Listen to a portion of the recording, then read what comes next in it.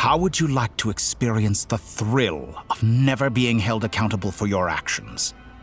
You could crush people like ants without consequence, or tear off their heads or limbs as you please. Believe me, such a life is but one small step away. What point is he trying to make? Freedom? But the freedom to kill? To do evil and get away with it? Why would you offer me that? The creation of a world is the ultimate scientific experiment. I have taken my research to the highest level, where I shall be not just a god, but also a servant to many sacred spirits. I shall heed the truth and perform holy deeds. A god's laboratory is the perfect playground, but it needs the right occupant to explore its full potential. Mortals are found everywhere one looks. Not so with Descenders. I'd prefer my first guest to be a distinguished individual such as yourself. And I know you could make the most of the opportunities it offers. So the condition for entering the new world is to take innocent lives.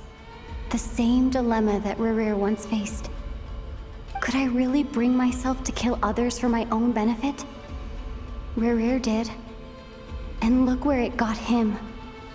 Have you made up your mind? I can't do it. Your playground is no place for me. You're putting your hopes in the wrong person. But we both know I'm not quite the hero you say I am either. I have my own reasons for the journey I'm on. And they aren't all selfless. You've grown a lot since we last met, but there are still things you are unwilling to compromise on. This will only hinder you. Why don't I lower my requirements a little as a gesture of goodwill? I'll give you a little time to learn to be a less noble soul. That'll make things much easier for you. I really doubt I could live that sort of life. And yet you already sound less defiant than a moment ago. The benefits appeal to you because you can read the signs of the times. Why don't we return to my research facility? Your last visit was so rushed. There is much that I have yet to show you.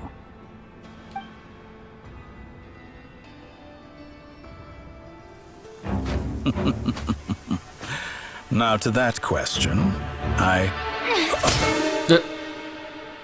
Heroes don't have kind. Guess I'm no hero. This is most disappointing.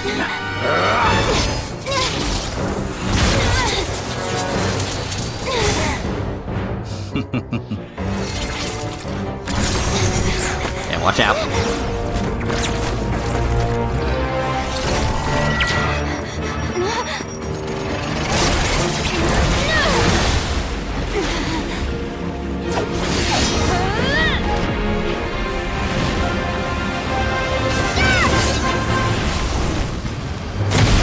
Yeah. No.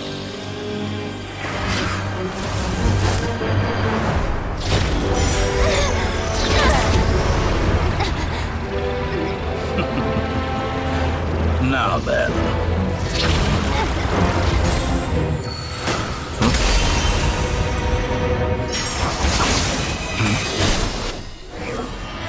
Hello.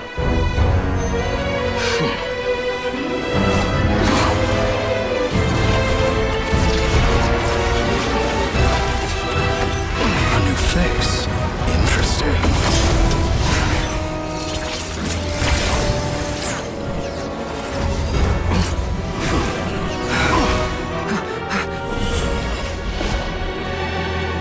Nice.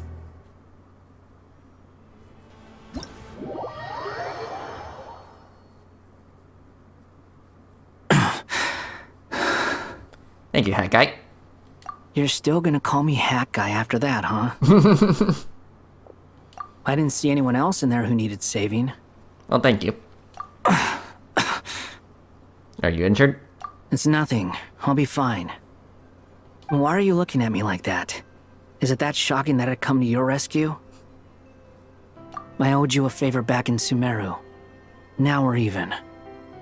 Distracting Dotori was tough, I won't lie. He's not gonna fall for the same trick twice. That was my one shot. I'd hoped to use it to take him out. Ugh. I never wanted to obliterate someone more than I do right now. Dotori doesn't recognize me, but his segments were originally made based on an analysis of my operational principles. I expect it's only a matter of time before he figures out what I am. So Dotori doesn't recognize Wanderer because he deleted himself from Irminsul. Yeah, we established this. Did he really miss his only chance for revenge by saving me? Why the long face? Hey, I'm not blaming you, okay? And I'm not complaining either. Rescuing you and killing Dotori are equally important goals. Everyone would be pretty stuck without you. It's best you live to fight another day. How are you holding up? Are you alright? Hat Guy said to put safety first, so we agreed to run as far away as we could after leaving the energy field, and only meet up once it was safe. You don't look injured. It seems that Dotori didn't do anything to you. Yeah, I'm fine. Thanks, guys. Alright. Rescue operation complete. Let's head back. There's a lot more work to be done before this is over. Mm-hmm.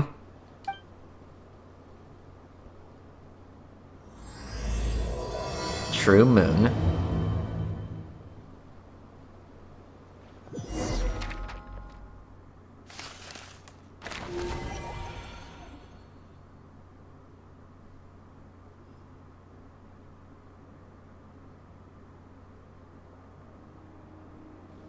Understood.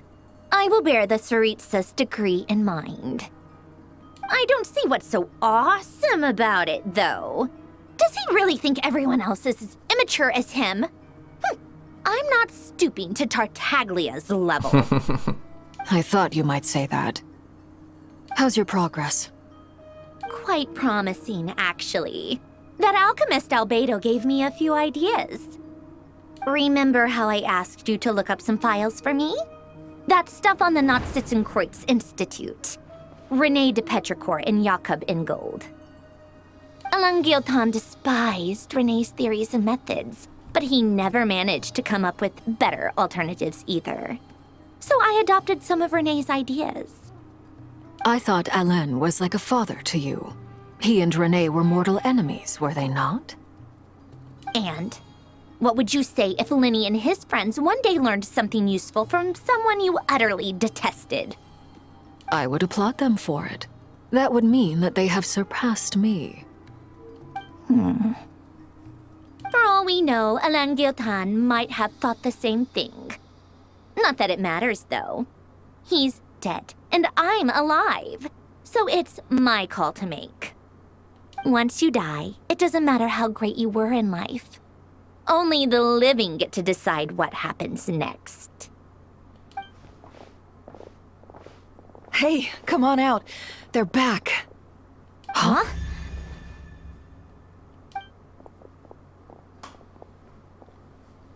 You're back?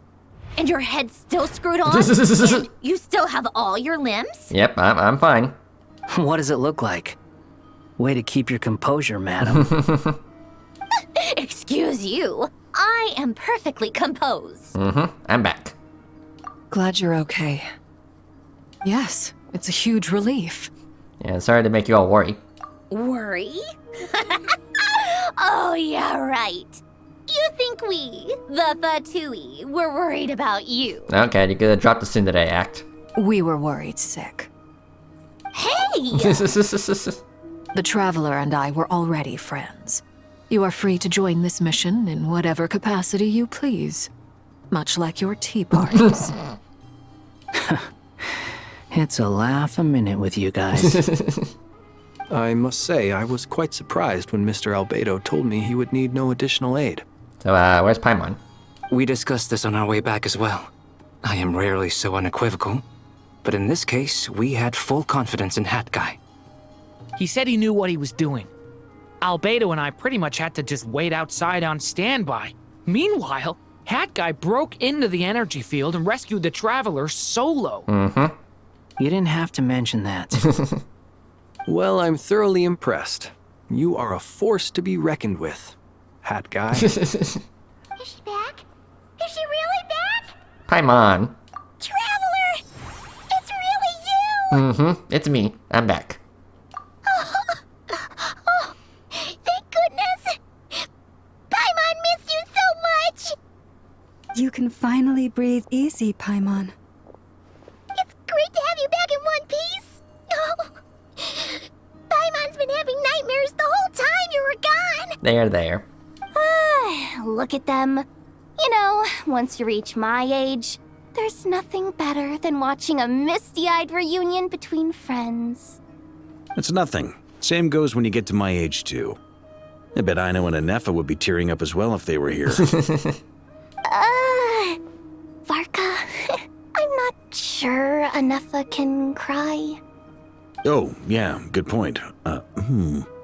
Hey, your eyes are looking a little red and puffy. Come here. Let's hug it out. What?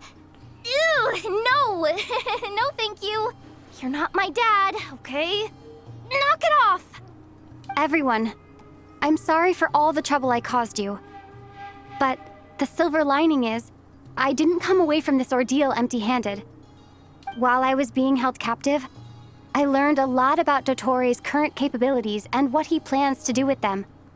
Allow me to explain.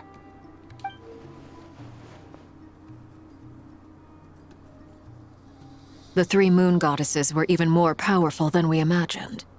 No wonder Dottore believes himself to be equal to the gods. Maybe even superior. Utter blasphemy. While everyone was gone, Nefer and I made an interesting discovery. And I believe Miss Sandrone has something to share too. Ma'am, perhaps you could do the honors?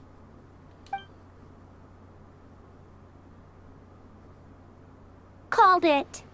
Getting rid of a pesky troublemaker like her is like trying to clean up after a crumbly cake. It always comes back to haunt you. Calabina's alive? Our next step is to find a way to bring her back. A place where time flows backwards, with no destination in sight. Surely it must have been created for a specific purpose. But I fear the answers are buried deep in Tevat's history, held by great powers beyond our reach. It sounds like she's on a specific path through time, just traveling in the opposite direction to us. Yeah. The question is, where does that path lead? Or will it keep going to infinity? We considered that question as well. Strictly speaking, time is not infinite. Indeed not. Every road has an end. Nicole! You sure loved quietly sneaking in mid-conversation. Yeah, it's kind of her thing. I do, in fact. It's something I've always done at our mages' tea parties. Quiet, mysterious, and persuasive. That wink. You wonder what lies at the end of her road. Well, just as the world has a beginning and an end, so too does time. And so, the end of the road is the moment that Tevat was born. But where Miss Columbina will end up along this road, that depends on where this particular river of reverse time began. What about the original moons and the moon goddesses? Do they have a beginning too? All things do. In the beginning, no moons adorned the sky. It was the Dragon King Nibelung who raised the three moons into the heavens, and thus were the moon goddesses born. They were shadows of the planet, born to wield Nibelung's authority and oversee the world on his behalf. They were extensions of his will, manifestations of his majesty. But then one day, they disappeared just as suddenly as they had once been brought into being. Nobody knew where they had gone.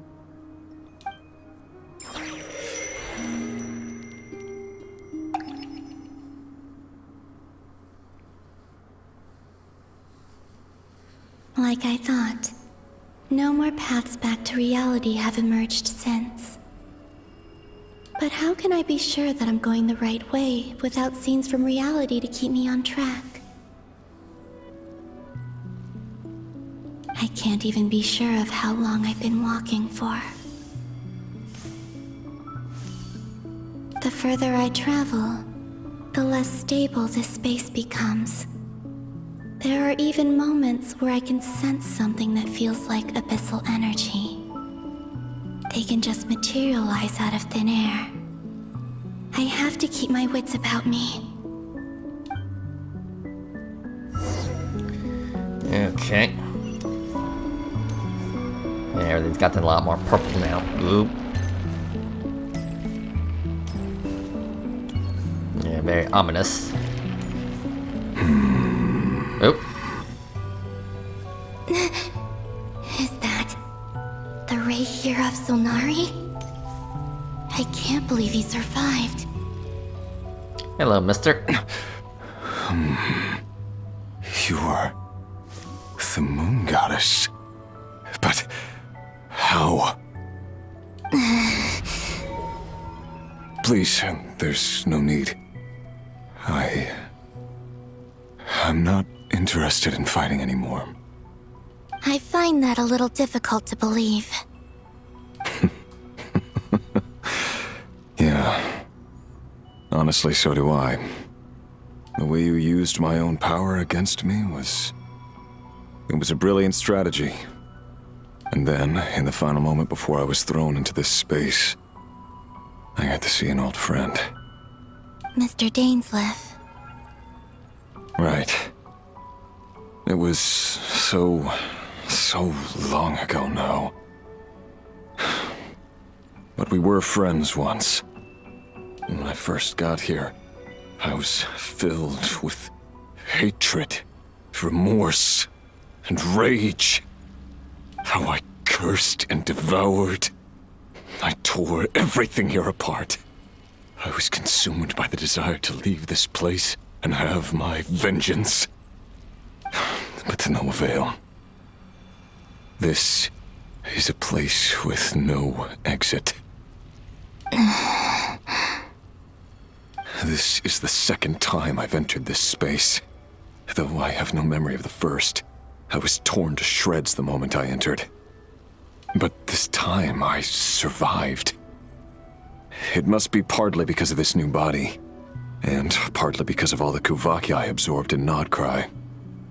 Are you the source of the abyssal power in here? Not all of it. Some is from when I first arrived here and tried to destroy everything.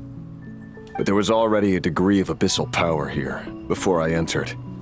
And like a venomous snake baking in the merciless sun, it tried to slither into my shadow. Tried to? So, you rejected it? Yes. Because after that, the world suddenly became silent for a moment. What do you mean? The voices in my head, they were gone. And then, I saw her. Your girlfriend? Her? Thelindis. My... former lover. Never mentioned that she saw a memory of Thelindis leaping into the moon's reflection. More precisely, I saw her afterimage. I'm sure the real her is long gone.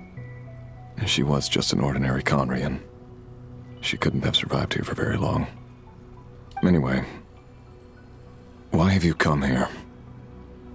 Didn't you know it was a dead end?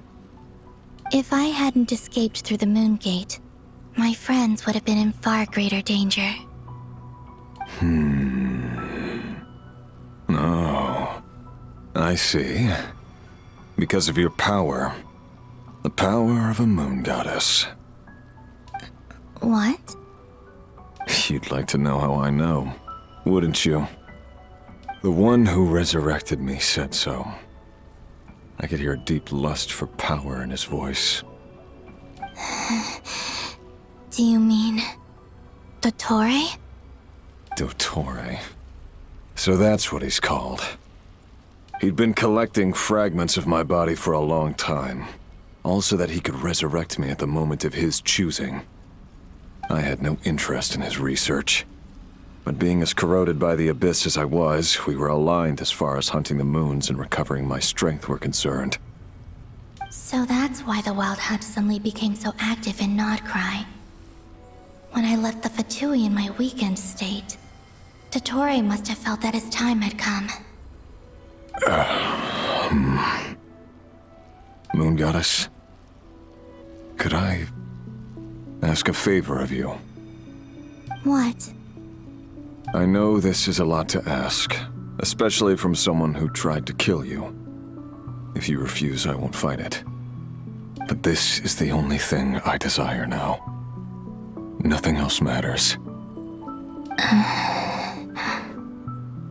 What do you want? I'd like you to take a message to Thalindis for me. Thalindis? But... Yes, she's dead. But like I said, I saw her afterimage. I can sense that some part of her soul remains here. Far, far ahead. Why don't you go and speak to her yourself? I can't. I don't know why, but I can't move freely in this space as you can.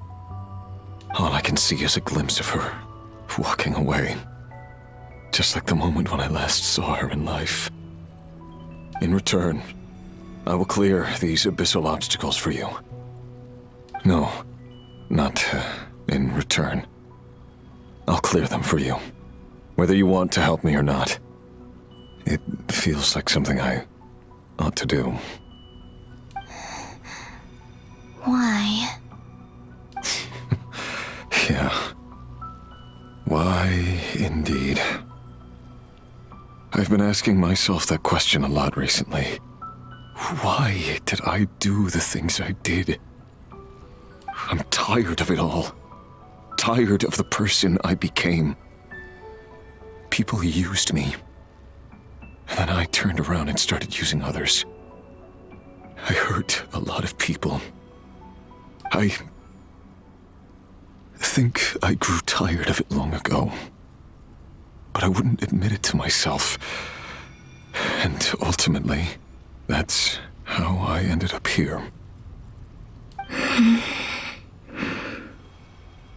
What do you wish to tell her? All of it. My past. My mistakes. Everything that happened after we were separated. Is it okay if I give her the abridged version? A bridge. Yeah, I'm sure there's plenty you can skip over. Just tell her the important parts. Whatever you think that means.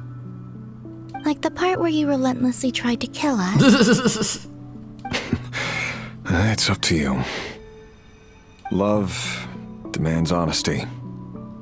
But my relationship with Thalindis was built on lies. We hid too much from each other. But after living my whole life in the shadows, I don't want to hide anything anymore. I will do my best.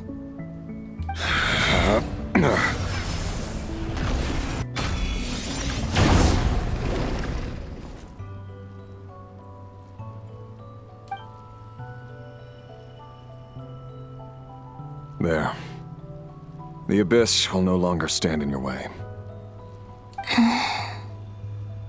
Even though Mr. Dainsliff felt he had to fight you, I think he still regarded you as a friend. Dane? He said that you betrayed him, but he also felt great remorse at never having understood what you were truly going through.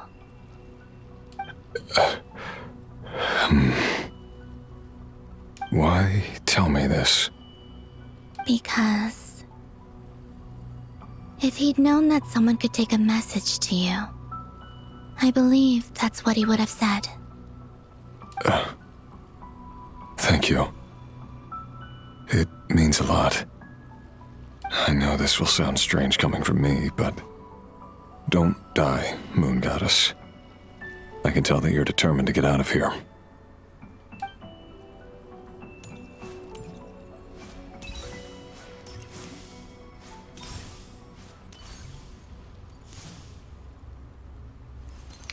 Okay.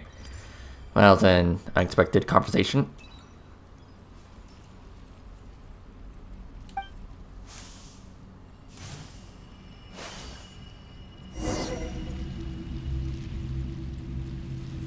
Okay. He kept his word. The abyss is no longer obstructing my path. Does that hurt?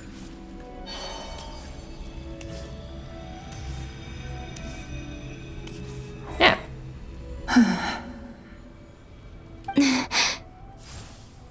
Is that the Lindis? She wasn't far off at all. And yet, they can never meet. Hello, Miss Lindis.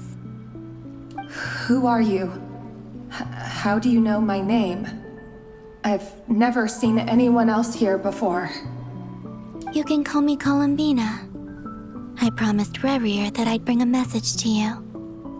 Rerir? My Rerir? Is he well?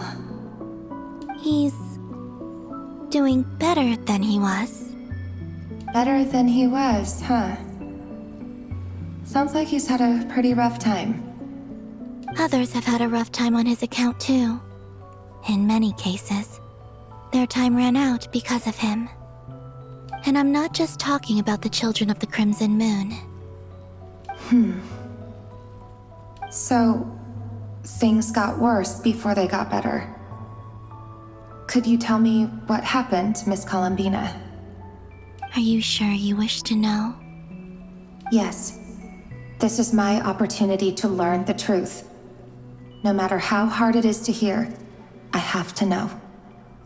I admire your courage. However, time is short. I cannot stay here for long.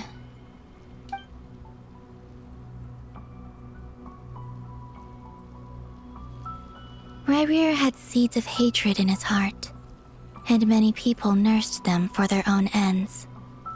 On some level, everything he did was to try and find a way to see you again. But in the end, he came to regret his mistakes. He wanted to apologize for hiding his past from you. Beyond that, he did not say specifically what it was he wished to convey to you. But I'm sure that you've always been on his mind. You are what has kept him going over all these years.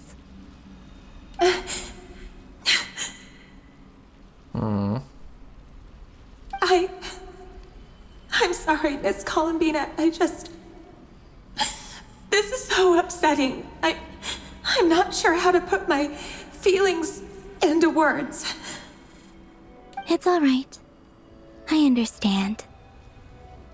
Well, that's everything from me. So, I guess I'll be... Wait. One moment. Time flows backwards here. The road ahead only leads further and further into the past. I know. I intend to reach the end of that road. Without a moon marrow, without the 3 moons' power, you won't make it far. Wait, unless... Are you one of the moon goddesses? You could say that. I see. I often think to myself, if life is like a train ride, why haven't I reached the terminus? Where am I even going? And it's not just me, it's this whole place. Wherever it is, it seems like it's existed forever. It's such a mystery. Where is it going? I must seem so ridiculous. I can't answer these basic questions, and yet I jumped right in here without hesitating, only to be torn apart the moment I entered by powerful energy currents. Only my soul remains now. Thinking back, I was suddenly overcome with fear and terror in that moment. Perhaps I too became bewitched by the abyss. I may have been the leverage it needed to control Rerir.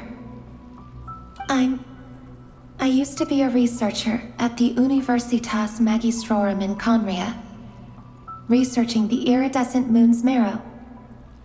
Eventually, I came to the conclusion that time in here flows in reverse. Rerir was one of the Venster King's retainers. With me, he was in an impossible position. It plagued him constantly. I wanted to help him escape his lot in life. I wanted him to be happy, so I thought I'd use this place to return to the past. At the time, I thought I could just go back to the day that the Venster King first found the prince. It was only after meeting the prince that the Venster King started going too far with his research into the abyss. That was the day all of our woes began. I thought I could stop the king from ever meeting him and solve everything. I couldn't kill the Venster King himself, so I had to find another way to save Rerir. That's why I wanted to go back, to kill the person who had brought new possibilities to our realm. I'm sure it was a futile endeavor, but the abyss probably enhances the basest human desires. So I naively hoped I could change everything. But I was simply too weak. Like a speck of dust against the whole universe. Look at me. I didn't even survive the journey here. Not physically, at least. I know I'm never getting out of here. But you're different. You can make it, and I want to help you. I owe you that much. How do you plan to help me? Have you noticed the golden energy that exists here? Based on my past research and my observations since coming here, I believe they carry you forward faster. I can share what I've learned and help you understand the pattern in which this energy appears.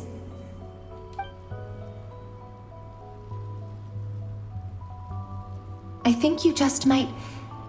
Now, I know you will be able to change the past. Also, I've been speculating about where this space ends. The documentation was scanned, but from what I know of the legends about the moons, the oldest ones seem to begin with Nibelung, king of dragonkind. I have no way of verifying any of it by this point, but if it's true, you might be able to reach that era if you keep walking. Understood. Thank you, Miss Thelindis. I'm the one who should be thanking you. If you hadn't entered this realm of everlasting death, what use would my deductions be? Thanks to you, they have some meaning. About Rerir, I'm so sorry. For everything. It wasn't your fault. That's not true. Because we both feared bringing trouble upon each other, neither of us ever told the truth. And that dishonesty sealed our fates. But enough about that.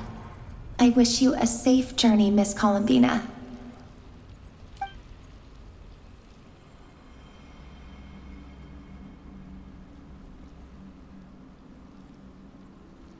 And may the outside world never have to experience pain like this again.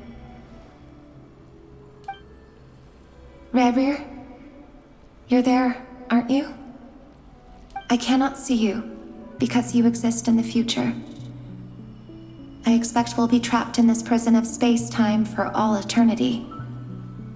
But please, gaze upon the past, and then sit for a while. Let's find a place to sit down together, just like we did when we first met.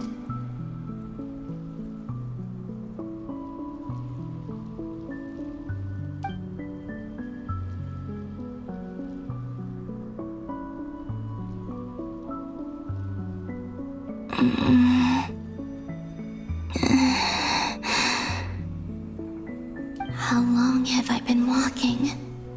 How much further till I reach the end? Is there even an end to be found? Everything's getting blurry.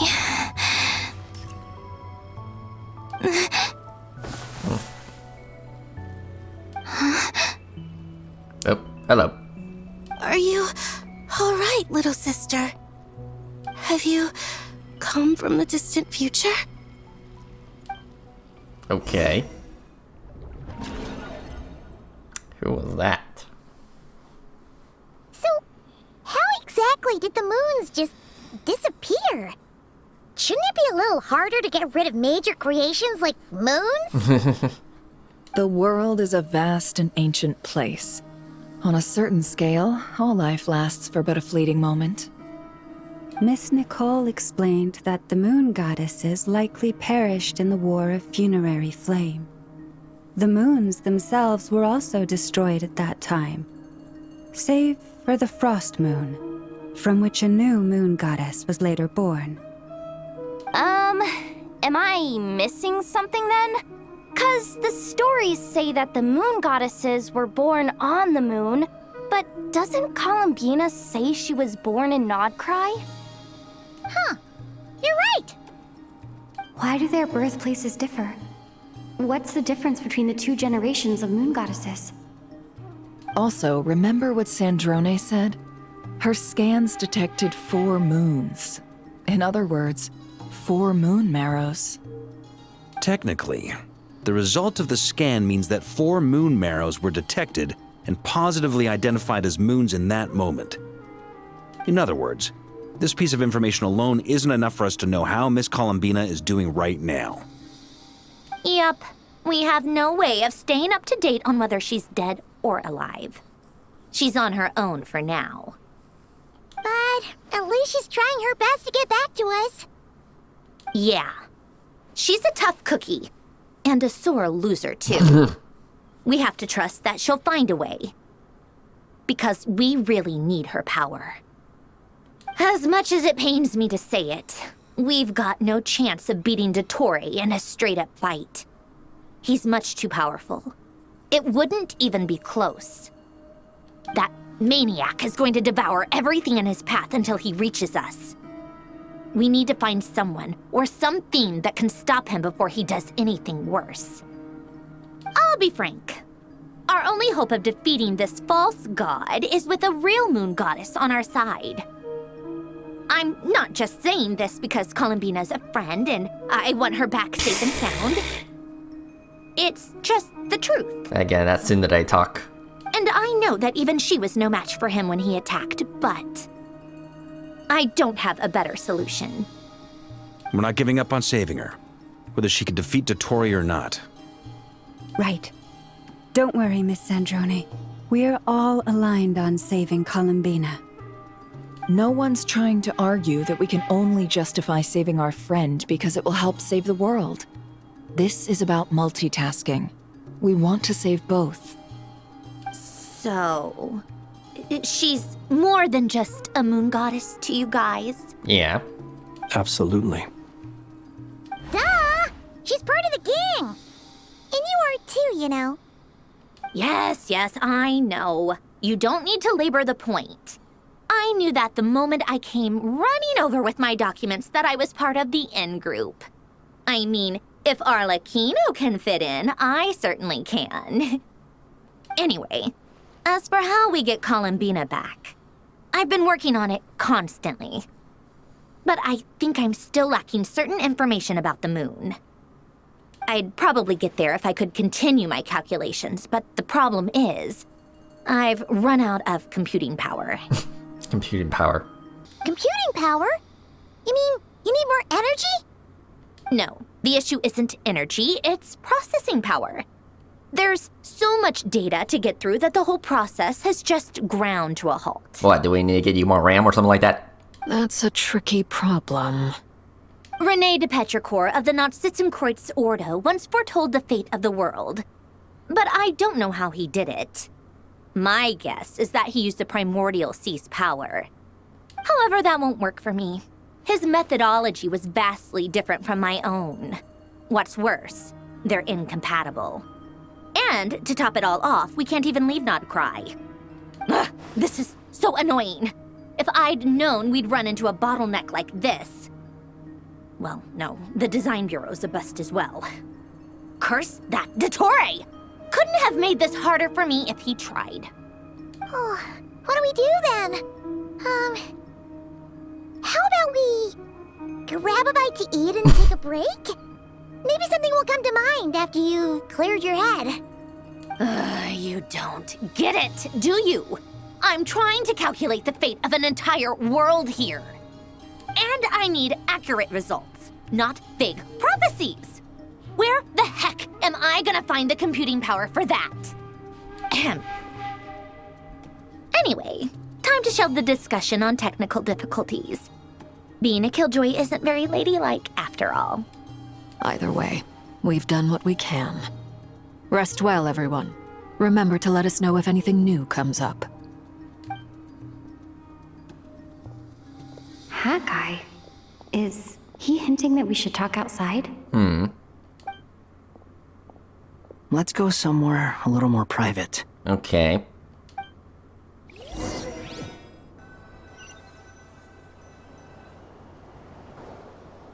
So what's that? You know that Dory went back to Sumeru, right? Yeah. She mentioned she was planning to head back. Things aren't looking good for Notcry. She's gone to spread the word so that Sumeru has a chance to prepare for the worst. From what I know of Dottore, there are two possible reasons why he hasn't made a move yet. One is that he's still working through some kinks in his new powers. The other is, he wants to see how we're going to react. He'll easily devour everything eventually, so I guess he's in no rush to make it happen. The first false god he made was me. Now it's his turn. Even though my records were erased from Irminsul, Dottore's ideas haven't changed one bit. Yeah, he's still playing God. He once told me that becoming a god was like turning yourself into a hungry wolf or giant serpent to devour the moon. Clearly, he began studying the moon goddess's powers long before he even tried making a god. He's always wanted to get his greedy hands on divine authority one way or another. And in the end, he devoured the moon where I failed. In the desert of Sumeru, there is a chessboard built by King Deshret, also known as Al-Akhmar.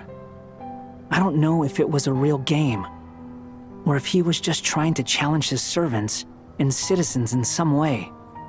But creating games and setting rules, gods do that as a matter of course. That's the kind of power Dottore craves. Now he has the Trilunar Authority. His power is leagues beyond the common people. I don't think there's any point in other nations rushing to the front line. They're better off focusing on defense and hoping they can fend off any threats that spill out from Notcry. Either way, Dory will inform Lesser Lord Kusanali, and she will contact the other gods in turn. The Seven will have some recourse available. If nothing else, their protection should keep the rest of the world from descending into chaos as quickly as Notcry has. So on the bright side, even if Notcry is doomed, your friends in other nations won't be in any immediate peril. That's good to know. But I'm not ready to give up on Notcry yet. There's a word for people who refuse to let anything go. It's called being greedy. Maybe it sounds greedy to you, and probably naive too. But whatever you call it, that's what gives me the determination to keep fighting. Battles are fleeting, but the will to fight is a long-term commitment. Give up for even a moment, and your resolve will shatter. Why do you always feel the need to do the right thing? No one is born to be a savior. I mean, who's gonna criticize you if you fail or give up? Don't take this the wrong way, but Dottore said something similar to me. I guess the Fatui attracts people who don't believe in saviors. Not necessarily. It's less about belief for me. I just want to know how determined you really are. After all, I don't owe anything to anyone else here. Only you. You look kinda worried. If your arch-nemesis was about to achieve their ultimate goal, I think you might feel a little worried too. That's true. Dottore is about to become an omniscient, omnipotent deity. That's gotta be a bitter pill to swallow. Still, you're calmer than I expected. Obviously. I have to admit that my past self was a reckless fool who misunderstood not only the point of revenge, but how to achieve it. And as much as I want my vengeance, I know I'm not gonna get it by acting alone. If the world's taught me anything, it's to think before I act. Too bad it never taught me any other virtues, though. So, I am going to destroy Dottore, no matter what it takes. So, what's your plan? I'll get to that. First, tell me, what do you think of Sandrone? Just like Paimon said, she's a friend, part of the gang. Even if she is a bit of a tsundere. How much do you trust her? Yeah, good question. This is a serious question. Think carefully before you answer. Although she's with the Fatui, she has her own values, and she's helped us a lot. If nothing else, she's clearly going the extra mile for Columbina. I see no reason not to trust her. If you say so. In that case, the three of us need to talk. I have some thoughts about her computing problem. It can be solved, but it will come with a cost. Okay. How much? If I can afford it, I'll cover it. Sometimes your heroism really backs me into a corner. You know that? Come on. Let's go talk to her. Alright.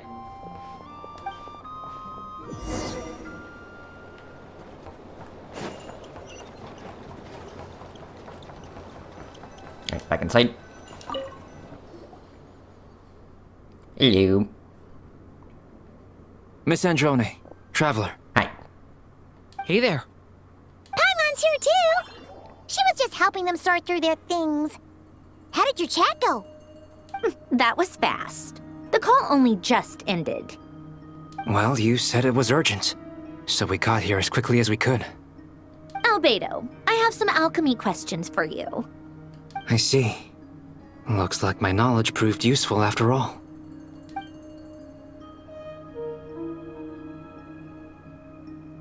If I might ask, what is the end goal for the modified formula you'll be using? I needed to predict the future of the entire world. But I've run into some teething issues since trying to implement Renee's theory of the 4 Orthants. I see. I'll have a look at it. Still, computing power is the real issue here. How do you plan to solve it? About that, it's been sorted. Oh, with the Traveler's help? Actually, you're not wrong. She found the person with the solution. Was it Hat Guy? Yeah, it was him. Wow! Go Hat Guy! Seems like all that time studying at the academia is paying off big time. But where is he? Wasn't he the one who asked Albedo and I to come here? Come with me.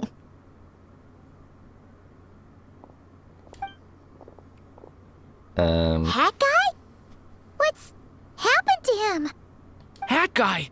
Can you hear us? Is he meditating? No response. I guess he's in hibernation. Hat Guy mentioned that he was a puppet. It seems that his functions are currently shut down. I presume this has something to do with the solution to your computing problem. That's right. He and the Traveler came to see me. Wait, what?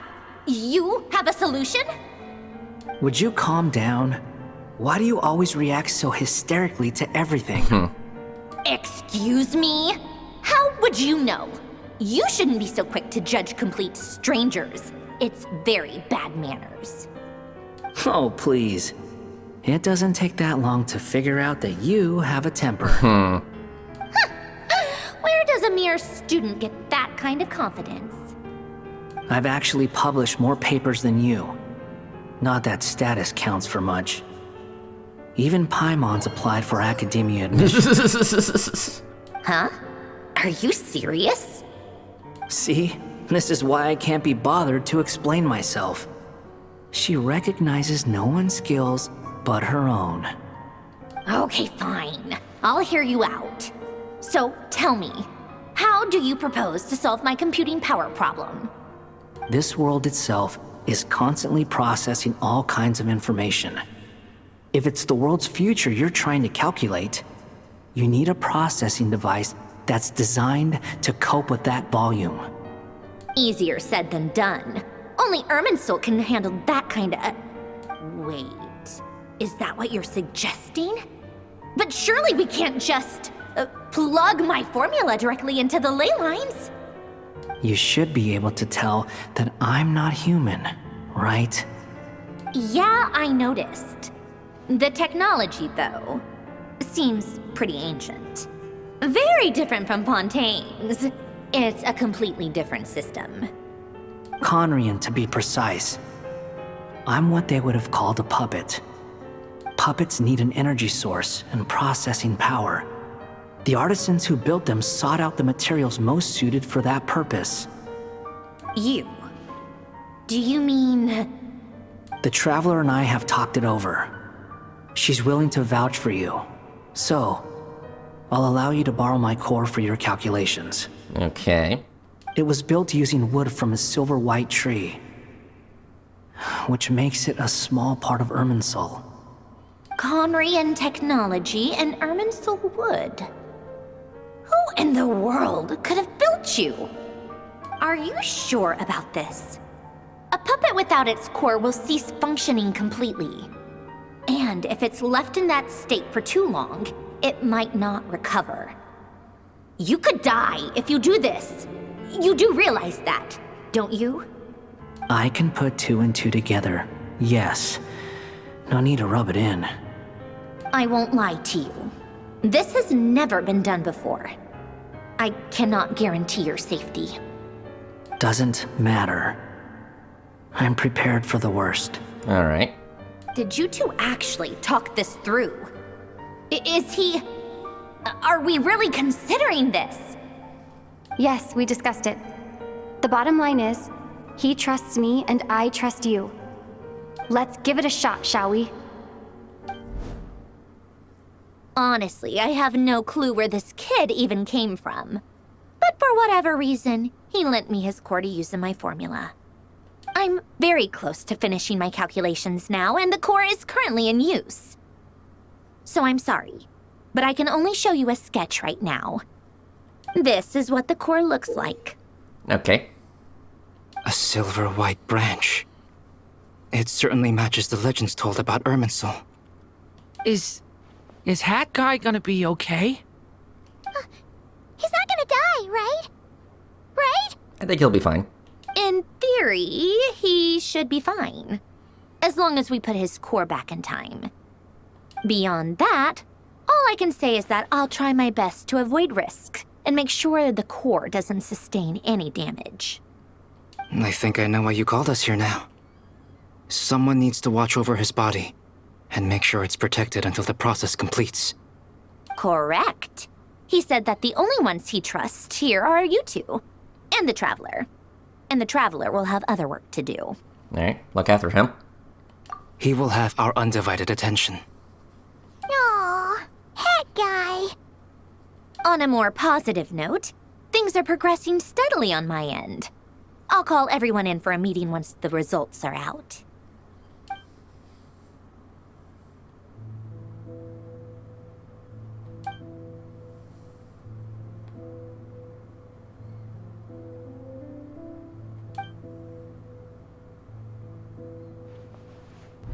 The worst case scenario with the core removal is either a system reset or a total loss of function. But I'm not afraid. A quiet death should have been my fate long ago. A core is completely different from a heart. It's like another vital organ entirely. I never believed it could be a true replacement for what I sought. But in the end, it turns out the core was more useful to me. Pretty funny when you think about it. It's like the punchline of my entire life. Do you think there's any difference between a puppet and a human? If not, then this would just be another samsara. I have already experienced both a past life and a next life. Part of me wonders whether I'm only capable of making this decision because I've become a real human. What's with that expression? Isn't this a good thing? Sandrone will succeed, won't she? She has to. She will. We all have to persevere until this is over. That's right. And I'll protect you all until a moment of victory arrives.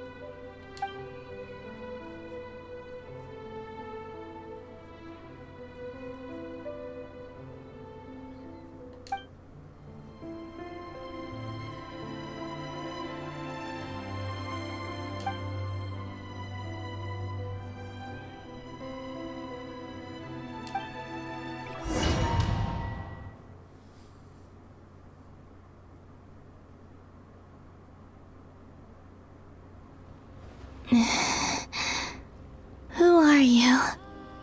Call me Sonnet. You have the same power as Canon. Hello, aren't you pretty? Sonnet. So, you're the goddess of the iridescent moon? Oh, goodness! You recognize me? Well then, what's your name? Columbina. Columbina Hyposelenia. Hyposelenia? What a lovely name. Did you choose it yourself? Yes. It was a joint effort between me and my friends. Friends? You mean your friends in the heavens? Huh? Oh, sorry. You must be exhausted. I apologize. Hang in there. Let me introduce you to my older sisters. Do you mean the other two moon goddesses? Arya and Canon? Wow, you sure know a lot.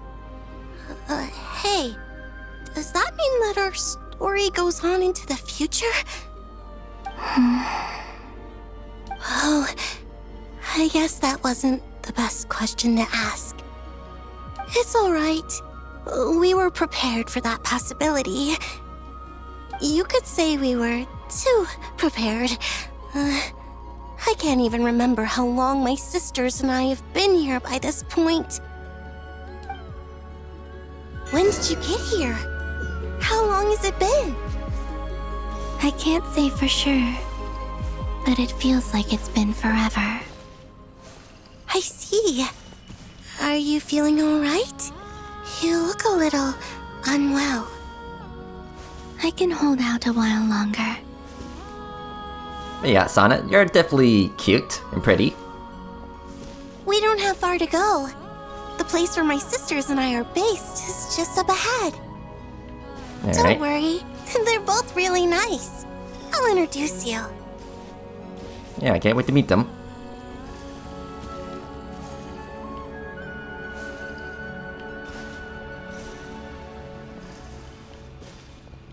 Well, I'm guessing I could just go over there. I don't have to wait for her, but, you know, might as well. It's only proper manners.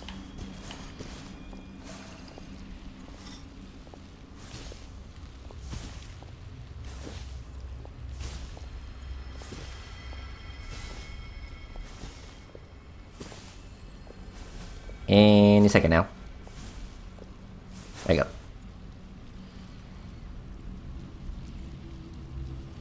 Sisters! I'm back! And look who I've brought with me!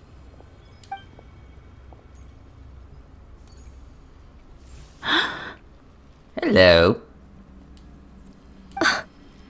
And hello to you too. It's our lovely little sister, born in the far future. The pleasure is all mine.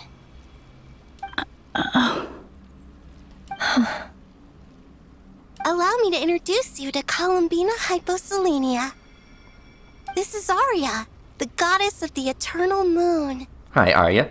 And this is Canon, goddess of the frost moon. Canon, don't you think Hyposelenia's power is similar to yours? Hello, Columbina. I apologize for our startled reaction just now. And please, forgive our little sister if she's been annoying you. She tends to talk a lot. It's fine, Canon. It's fine. You seem shy. Don't worry, Columbina Hyposelenia. No one can hurt you here. Could you tell me where here is? Please. I must know. My dear sister, this is where Tevat's original ruler, the Dragon King Nibelung, imprisoned the moon goddesses. What? You're scaring her, Canon. No, I'm fine. Please, continue. Nibelung, our original master, created us in the distant past to maintain Tevat. But he left this world and traveled into the dark universe beyond, to explore worlds vaster still. Day and night, we fulfilled our duty in the heavens, until the day that the first Descender arrived. The great ruler of the firmament. The heavenly principles. Is that what later generations call them? I see. But we did not reject them at first, nor did they seem to harbor ill intent towards this world. We coexisted in peace. They were like a guest in our home.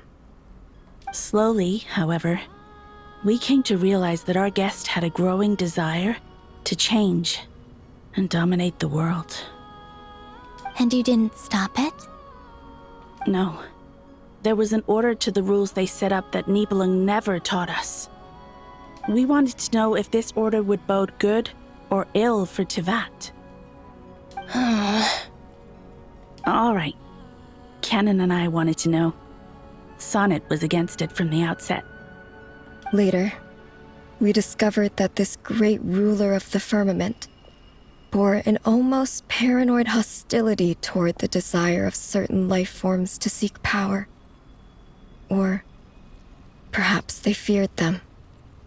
They would even cast down celestial nails as manifestations of their power, to punish the civilizations of the world below.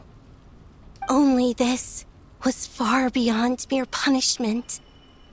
Right. Their rules brought order, but the price people paid for merely testing the limits of those rules was far too great.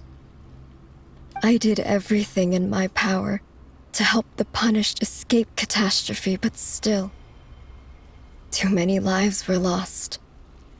The ancestors of the Frost Moon Scions were some of the ones you helped. But just when we had decided to take countermeasures, the Dragon King, Nibelung, returned. And so began the War of Funerary Flame. So, that's the name the world gave that war in the future. Well, who won in the end? As far as I know, the Heavenly Principles won, although it came at a great cost. They remained in Tevat, where they continue to rule to this day. And the world's original master, the Dragon King Nibelung, was destroyed. And what of the moons? Are there still 3 moons in Tevat's skies? Yeah, about that. You can tell us the truth, Columbina. We know we are but remnants of a bygone age. We are prepared for the answer. Only the Frost Moon remains. But it has been cast beyond the false firmament by the Heavenly Principles.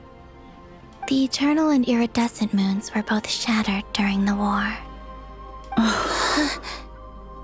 So death finally came for us in the end. Sonnet. But you're still here, aren't you? A moon goddess cannot live without her moon, Columbina. She's right. That's why I began to disappear. Because the Frost Moon is cut off by the false sky. How much worse it would have been if it were outright destroyed. Our souls may endure within this lunar palace, but if our moons are destroyed, then we shall disappear the moment we depart from it. I'm sorry. There's no need to apologize to us, dear sister. If anything, we owe the world an apology. If only we'd decided to act sooner, rather than arguing amongst ourselves. All the more reason not to spend this time in regret and repentance.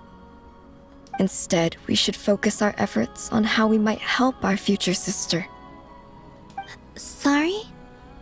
Don't you see, Columbina, your story is not yet over. Is that not why you are here?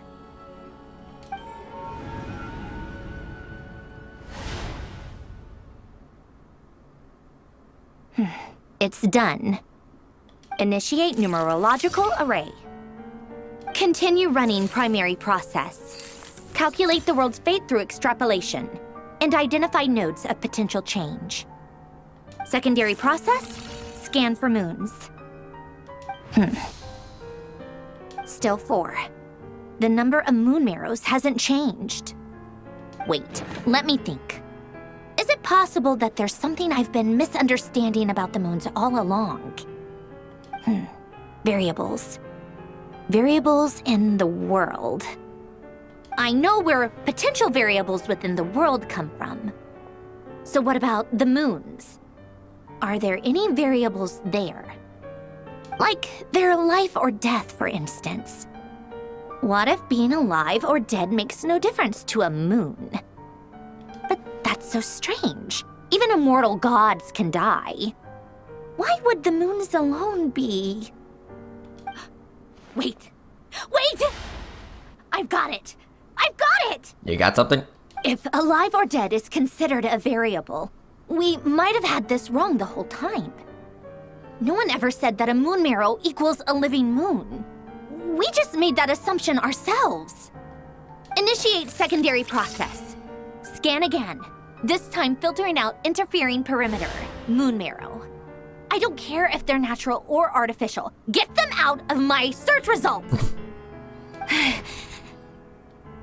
Why? It says 3 moons still exist in Teyvat, even after excluding the moon marrows. But we know for a fact that 2 of them are dead. Redo the scan. Narrow the results to living moons and real moons. No, scrap that. Narrow it down to moons that have lunar authority and remain alive. Why?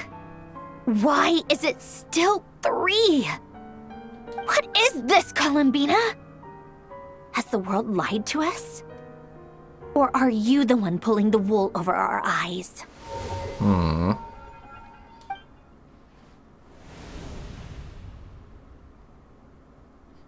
So, you think that the moon's reflection might be where Nibelung imprisoned the 3 Moon Sisters? Yes, it would explain a lot, such as why that space would respond to a moon goddess's power, opening the moon gate at her command. It would also explain why Miss Columbina has been unable to leave, and why time flows in reverse there. In the messages she sent, Columbina promised us she'd find a way to return, but we have no way of knowing how, when, or where this might happen. The fact that she still has yet to reappear in this world indicates that returning from that place is no easy feat. We cannot afford to simply wait for her. So you're saying, if she could return by her own power alone, she would have done so long ago. Yeah. Yes, she certainly wouldn't leave it to this late stage when it's so touch and go. I've been giving this some thought, and I've come to believe that Luana's Har might be an anchor that she left behind, as a sort of future waypoint. This could also explain why Luana's Har is always by the traveler's side. Sounds like a plausible theory. If that's the case, there must be some criteria we need to fulfill to allow Columbina to return to the present. The question is, what could they be? Hello. Hello? Listen up! This is extremely important!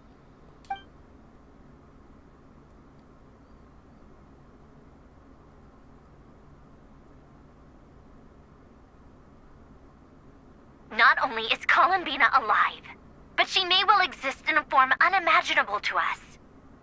I'm still unclear on the details, but she's done something truly inconceivable in the past. And the clue to what she's done lies in the moon and Tevat's sky. Truly amazing. Oh, I'm so delighted for her. I'm sure we all feel the same. And I'm sure Columbina is ready to get back here and fight by our side. I'll keep my calculations going and try to find some way of coordinating with her. But that's not an excuse for everyone else to slack off, okay? All of you had better keep trying to think of solutions. How can the dead moon still live? And Luanatar...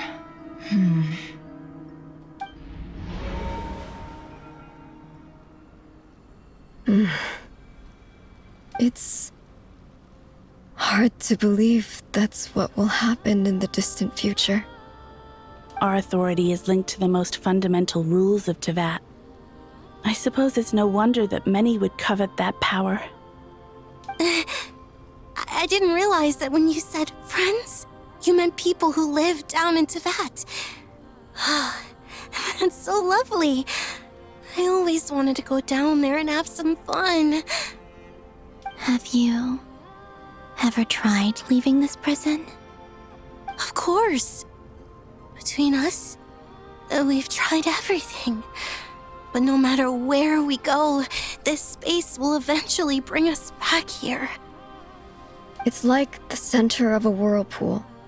Everything ultimately converges here, at the moment when Nibelung imprisoned us.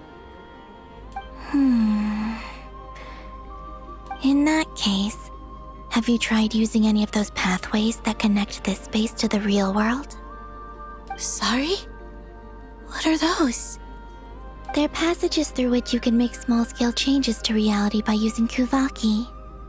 Or am I the only one who can use those passages? Because part of my soul remains in reality. Kuvaki. What is that? You don't know?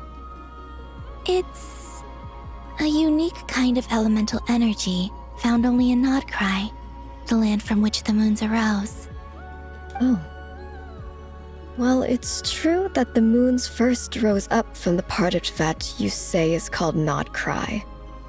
But there is no difference in the elemental energy between there and anywhere else. What?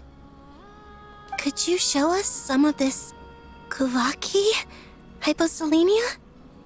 Maybe if we see it, it'll make more sense. Okay.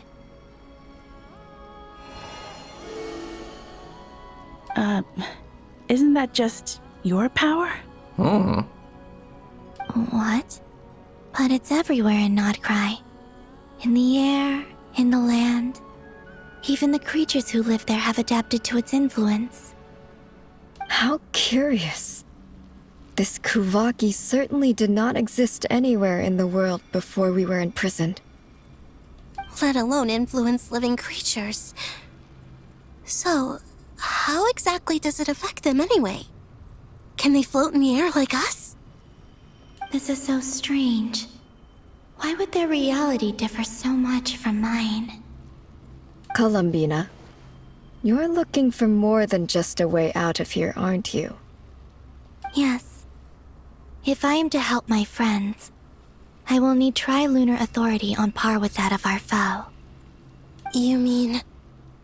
you'll need our power? This sounds extremely risky. The Three Moons' powers are not mutually compatible.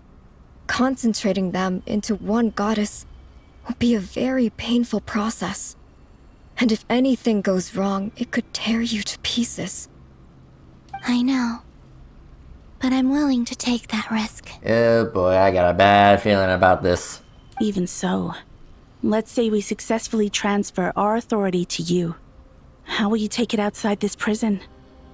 Nibelung constructed this realm specifically to prevent us from using our powers to interfere in his war. No moon goddess can leave this place alive. What if I don't leave alive? Oh boy, no, Columbina, please don't.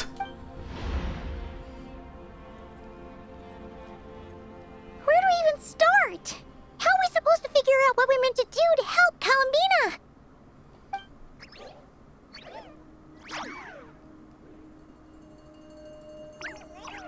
What's that? Columbina, what do you need from us? If she really got to the beginning of time in there, how do you think she'd leave us a message?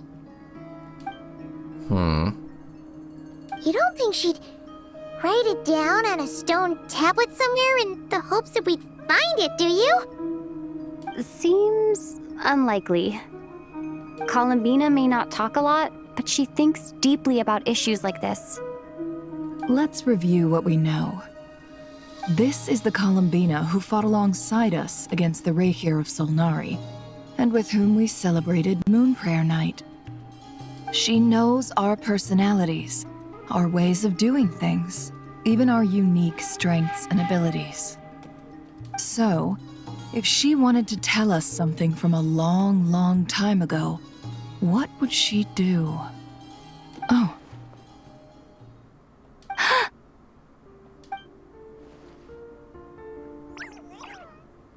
Traveler, you once said that those golden ripples also appeared when Luanatar was born. What if Columbina left Luanatar here, not just as an anchor to the real world, but for some other purpose? If she is part of Columbina, and Columbina knows that I can see past events through her... Oh yeah! Like when you peeked into Rarir's past through his heart! Nefer, wait! If you're right about this, and you can really see past events through Luanatar, your eyes, they'll... Oh, I know. Looking at Rarir's past in Conria was already enough of a strain on my eyes. Looking this far back into the past... Yeah. It'll surely blind me. But it's our only chance. This is the only way. I mean, that's quite a gamble. Boss. We spoke about this once, a long time ago. Do you remember what I said, Yehoda? The day I lose my sight, the Curatorium of Secrets will be yours to run. But... What's wrong? I'd be overjoyed if I were you. This day's come a lot earlier than either of us expected. I need to know you'll honor our agreement, Yehoda. Promise me. Yes, Boss Neff. I promise. Are you sure you don't want some time to think this through? What is there to think through? I should have gone blind after our battle with Rarir. Frankly, it's almost criminal that I got away with it for this long. Then at least let me take some precautions on your behalf. And if you really do lose your sight, I'll visit your office every day and make sure you're well looked after. Oh, please, anything but that. I was actually ready to go through with this. Are you trying to scare me into backing out? As if I could ever scare you. I'll assume you're just joking to calm your nerves. All right, enough chit-chat. Let's do this.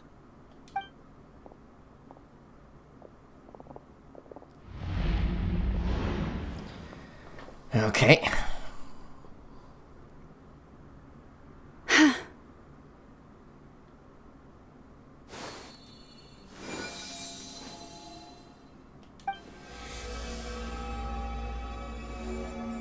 All done.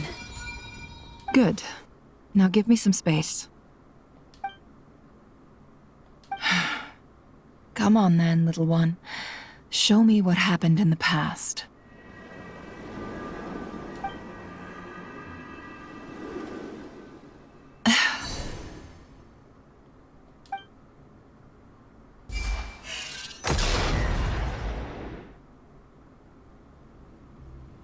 Between the Trilunar Authority, Kuvaki, and the sole surviving moon, the Frost Moon, I think I might know how to get back.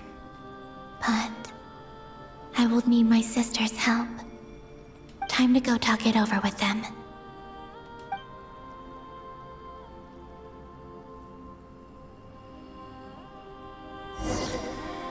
Okay.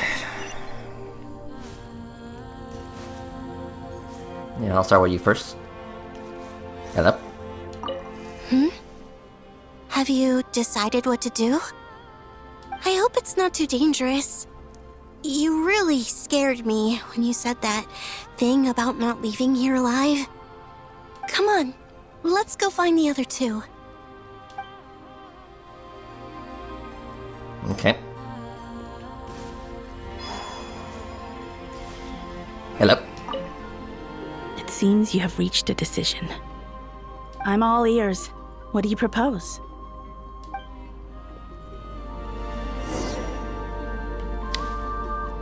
Well, whatever it is, I'm probably not gonna like it.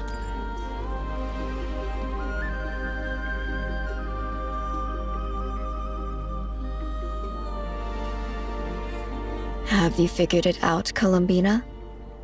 Tell us, how do you plan to leave this place? I intend to die here, in this moment, and then be reborn in the future with the help of my friends. What? What are you saying? How can the dead be reborn? And how will you inform these future friends of your plans? You can't exactly leave oracles. Nothing can escape this place. Not a single ray of moonlight. And even if you found a way, what if they never find the message you left for them? You'll... No, that won't happen. Come again? They will find my message. I'm sure of it. I'm not following. How exactly will you achieve this? It's quite simple, really. First, I will leave my soul here.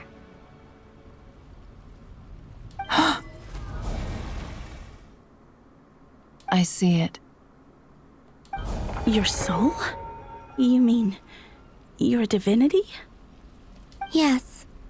I once left a portion of my soul in the future. One so small that this prison barely noticed anything. In this very moment, she can resonate with my soul across time. When the time comes, I believe that she can serve as an anchor to pull my soul from here back to the future reality. Just as gravity connects the world to the moon. Exactly. In the future, where I came from, the moon has been cast beyond the false sky, but I can still feel that it is there. In a similar way, I can feel a connection to the soul fragment I left behind even now. My friends can use it to detect my presence. But how do you just leave your soul here? Is that even possible? On my way here, I met an ordinary mortal who entered this place long before I did. Her body is long gone, but her soul remains. And before that, I encountered an old enemy whose entire soul survives here intact, while the power that once corrupted his body has faded away. So, perhaps this space is specifically designed to imprison divinity and authority, but not the physical body. Still, even if your body can escape, would it not just be a lifeless husk without the soul inside? Wait, is that what you meant when you said you wouldn't leave alive? Yes. I shall turn my body into moonlight and pour it over Nodcry. That power shall protect the land and quietly blend into it, awaiting my soul's return in the future. However, I cannot do this on my strength alone. I would need your help to do this, so I'm humbly asking for your assistance. Oh, dear sister. You need not be so formal. As I said before, we are but remnants of a bygone age. You, on the other hand, were born alone in that distant future, and you have walked a long and lonesome road since then. How could I bear to let your story end here in this dungeon? Don't forget, we are your sisters, your family. Arya's right. Actually, I've always wanted a little sister. Can you imagine how it's been for me? Getting nagged by 2 older sisters all the time? Now, I finally get to be the big sis. And not just that, but I get to help you return to your world, too. How could I say no to that? Sonnet. Kennen? I'm sorry. I know this is a bold request. The Frost Moon is rightfully yours, and it remains intact. Oh, no, please, don't misunderstand me, Columbina. I was just thinking back on the years that the 3 of us once spent together. You cannot imagine how happy I am to hear of the future world you describe. The Frost Moon Scions, your lovely, kindly friends. For the 3 of us, whose purpose in life was to maintain the peace in Teyvat, it is a great relief to know that the people of this world live in such an abundant future. If your plan can save them, and save not cry, I will gladly give you all that I can. Besides, the 3 of us have been together since the day we were born. I could never abandon them to live on alone without them. Kennen. Still, I do have one question I would like to ask you before we proceed. Certainly. What is it? Why do you cover your eyes?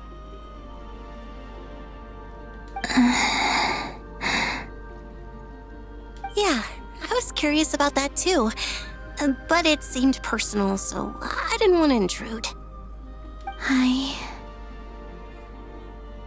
There was a time when I refused to look upon the world. I believed it was full of nothing but lies and falsehoods. I wished to hide my feelings, seal my heart, until I could return to my true home. I see. Perhaps that decision saved you from ever having to see the false sky again. But at the same time, you likely missed out on many true and precious things, like the smiles on your friends' faces. Promise me this, Columbina. When you return to the future, open your eyes, take a look at the world around you, and see your friends. I'm sure that you know this already, given that you long to return. But that is your true home. Give me your hand, Columbina. Arya, Sonnet, you too. Okay. All right.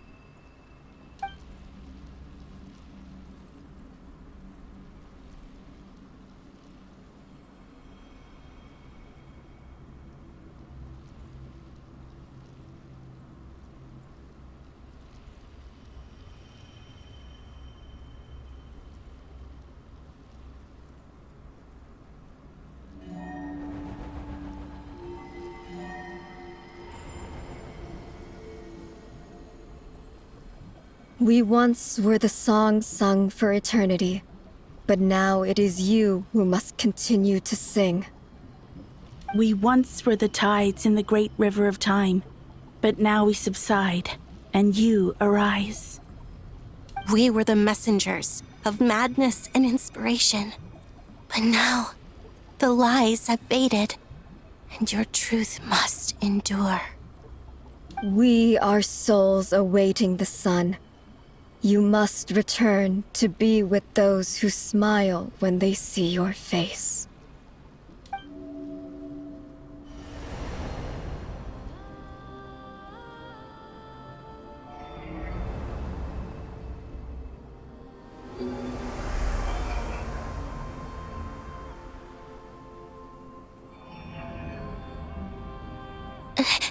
Is it done?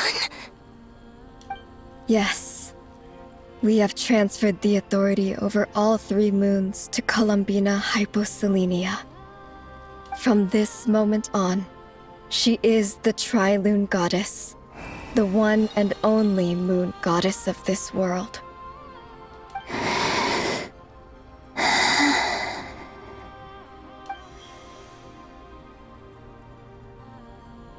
Thank you. Thank you, my sisters. Now go, and do what you believe is right, Columbina Hyposelenia. Be aware that we cannot grant you the power of the 3 moons beyond these prison walls. The conflict that arose over their remains following our disappearance will still take place. I understand. Sisters, oh, my body. It feels... Now that we have given up our power and authority, our bodies are merely mortal shells. This prison is dissolving them as we speak. It's okay, Sonnet. The end must come for every god, just as it does for every human. That's all this is. The final destination of our lives. Canon and I will be by your side the whole way. We have one final request, Columbina. Could you use the 3 moons' power to send us back into the real world? Now that we have lost our powers, I doubt this space will seek to hold us further. It's just...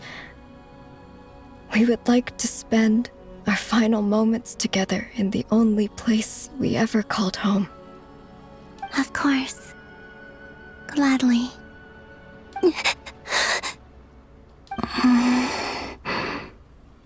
Sonnet. Yes? Don't... I wish I could tell her not to give in to the abyss. Not to be afraid. But is this really what I should say at this moment? Don't forget. I'm so glad to have a big sister like you. No, Hypo... Thank you. I'm okay. I'm not afraid. As long as my sisters are with me, I won't be afraid. It looks like this is goodbye, sisters. Goodbye, Columbina. Take care of this world in our stead. I will.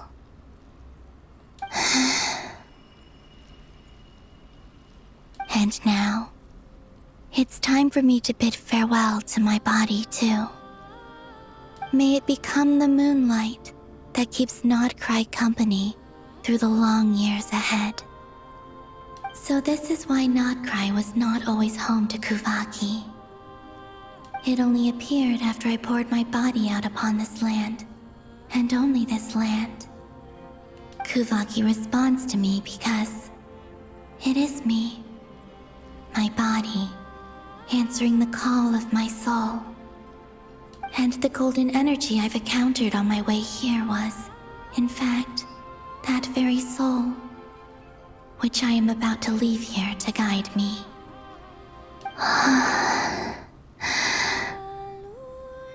O power Tri-Lune, eternal moonlight. I, Columbina Hyposelenia, lay aside my body. Let it be cast into the dark night to illuminate the future. May it be a companion to all who dwell beneath the moon.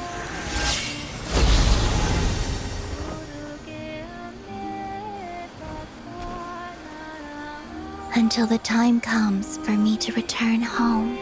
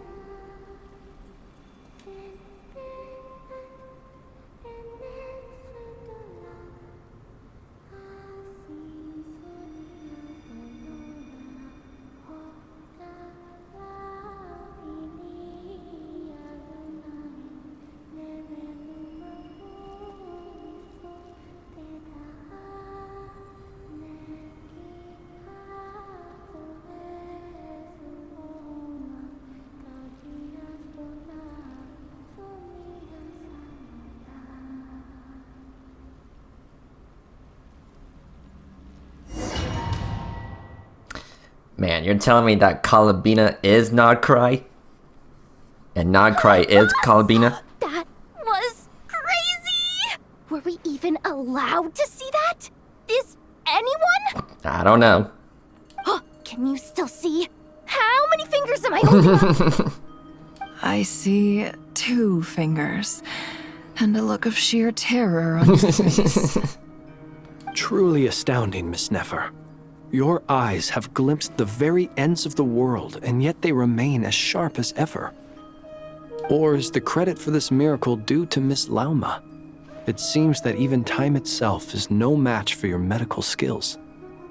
Surely you jest, Mr. Flint. I suspect we have Columbina to thank. She must have realized the immense toll that the ritual would take and purposely set aside some of her power in the past to protect Nefer's eyes when this moment arrived. There is always a great price to pay for witnessing the truth, but it seems that this time, Columbina has shouldered that burden on our behalf. She chose the perfect method of getting a message to us.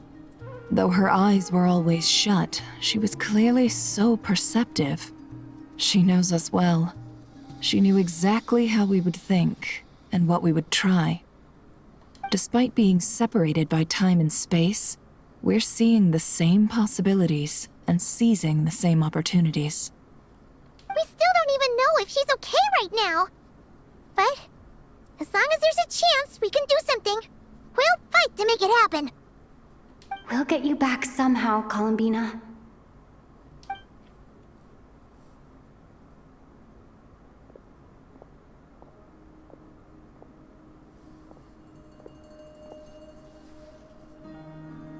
Well, based on the information we now have, let's figure out our next moves. Yes, please. Thanks to these gentlemen, we have a much clearer picture of the situation with Dottore. The civilian population has been moved to safety, so we no longer need to hold back. Miss Androne, how are the calculations going? So far, so good. I'll keep seeing how far I can push the system, though. Can't have Hatman being powered down for nothing. There's still a long road ahead. Where should we begin?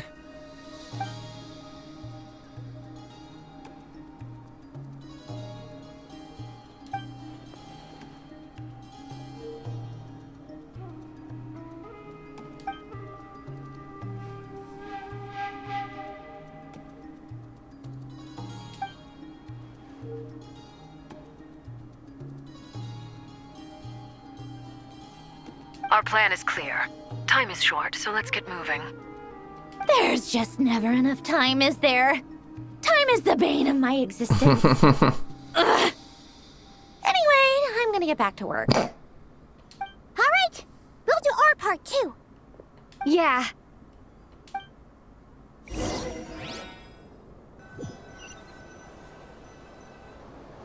Albedo's theory says that elemental energy can dilute the light realm's power. But I'm no expert in building elemental defenses. Sounds like something out of the advanced elemental theory section of the library. Whew.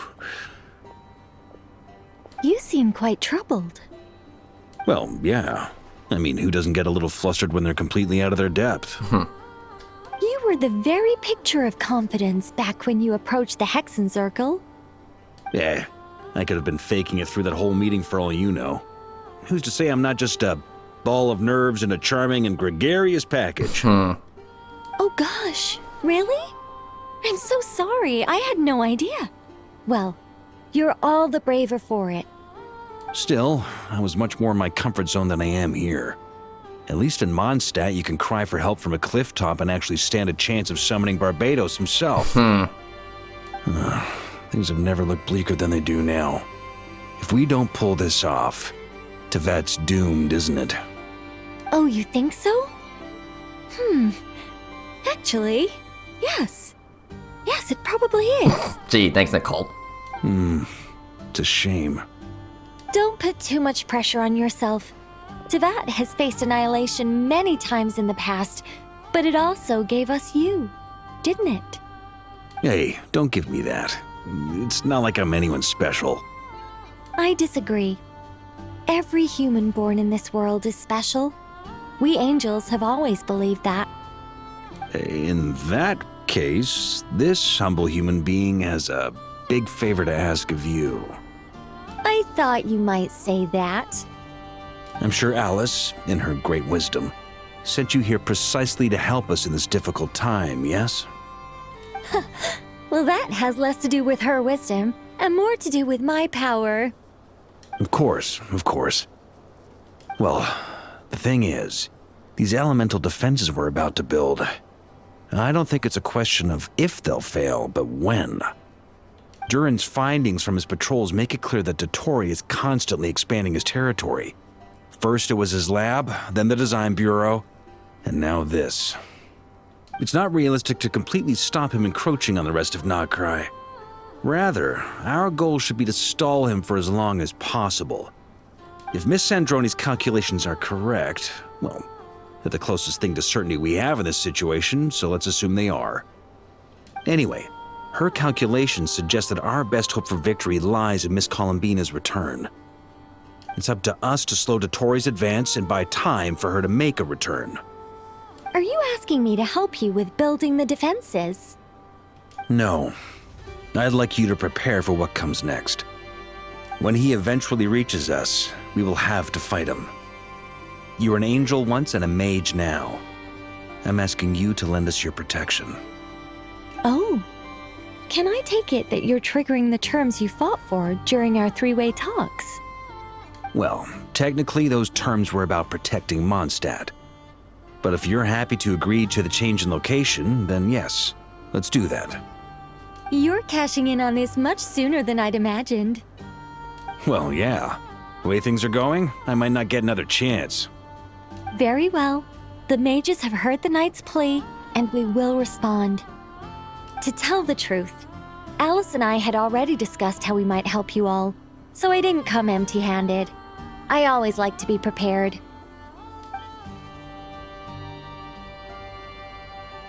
This is... wow. Yeah. This is great. Seriously, thank you. It's been many long years since I had a chance to dazzle humanity with a little divine intervention. To humbly serve as a reliable and responsible guide. Sure. Anyway, Knight of Boreas, please accept this gift in recognition of your great virtue. Go now. May the angel's blessing deliver you safely to your destination. Alright. Alright, let's see here. Hello.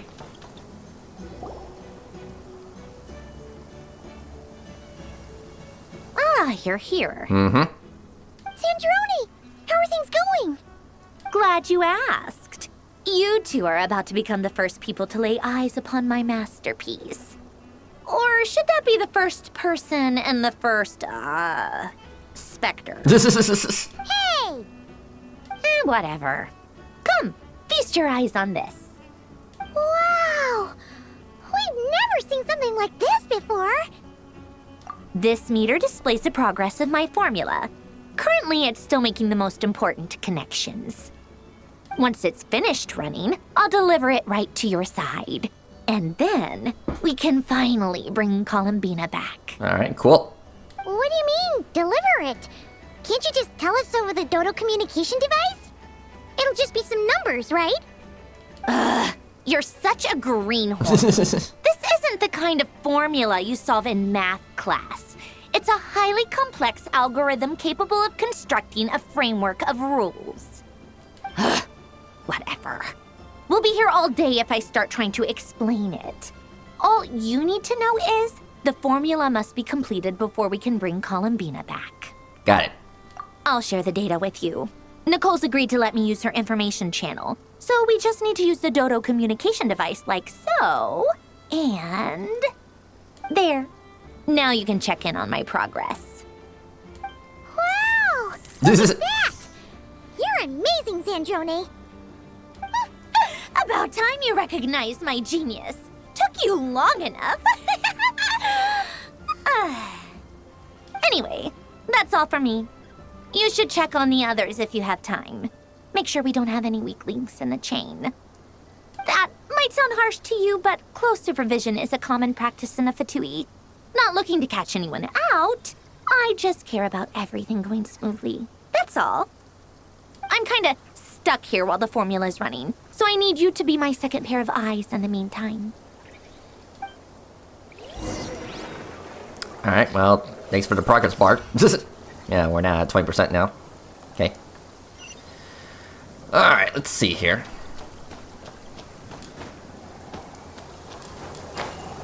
Yeah, let's talk to the boys first. Hello?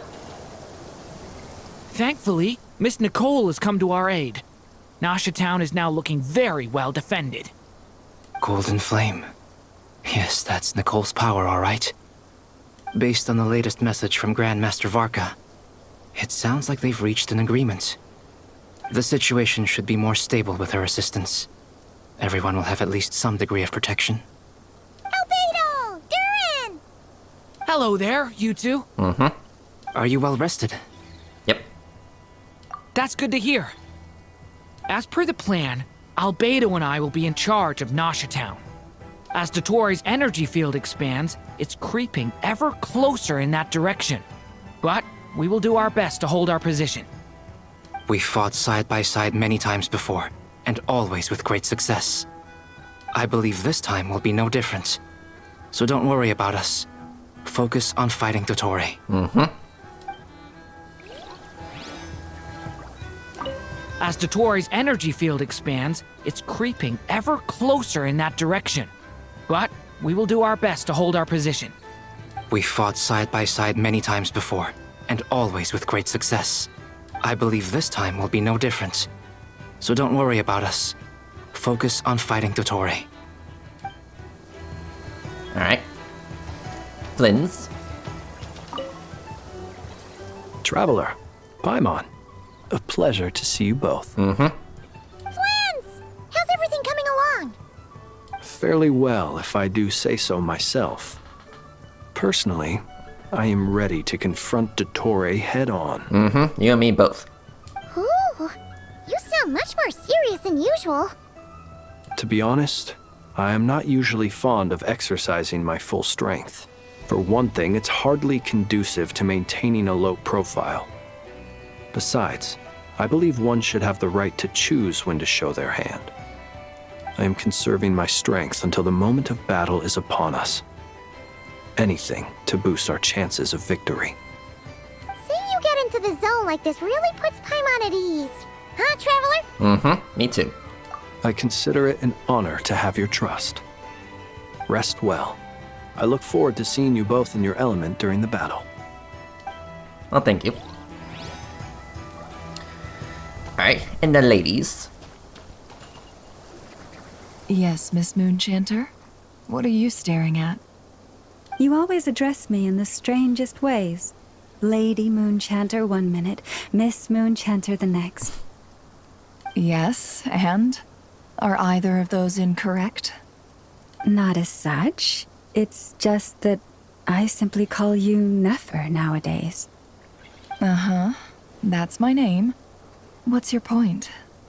The point is I don't add any honorifics or titles. Meaning what?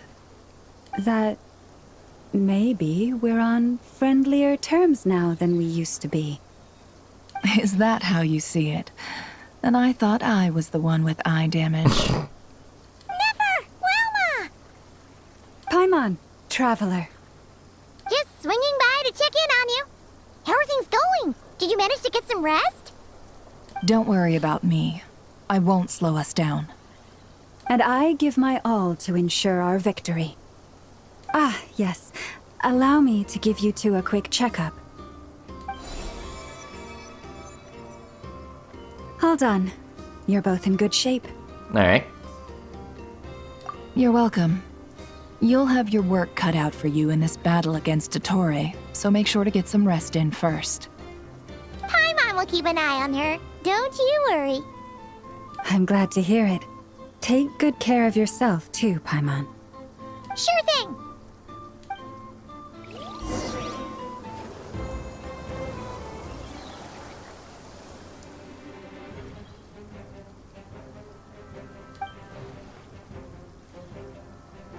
Here they come. That's quite a horde. As we expected. Get ready, everyone! Take your positions and prepare to engage. Let's begin. I'm at the ready.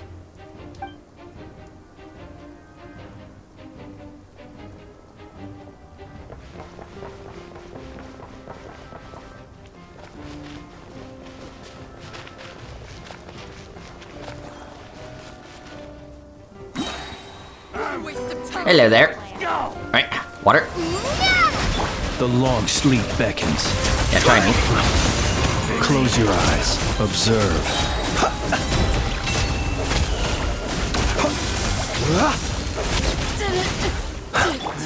Another one. Yeah, alright, give it some health. Be silent. Close your eyes. Yeah, eat it. Night falls. Okay.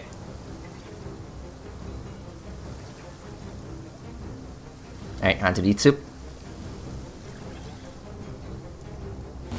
Alright, so bring it. Forest, protect us for the everlasting forest. Seek within. These creatures cannot stand against us. Oh, fighting talk. Just don't let your guard down. That goes without saying. I'm hardly the risk take. Yeah, sorry that I cut you off right there. Alright. Let's do this. Moment of birth. Coming to beat decay. New life. Leave it to me. Come on, try me. Hello. That was easier than I thought. Okay. Naturally. What do you Yeah, mean? that's definitely a new enemy. Is it because as created beings go... Yeah, sorry.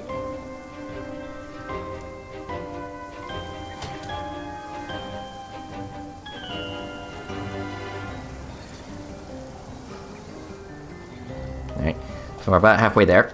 Alright, try me. You poor lost lamb, by the frost moon of old. The deception ends here.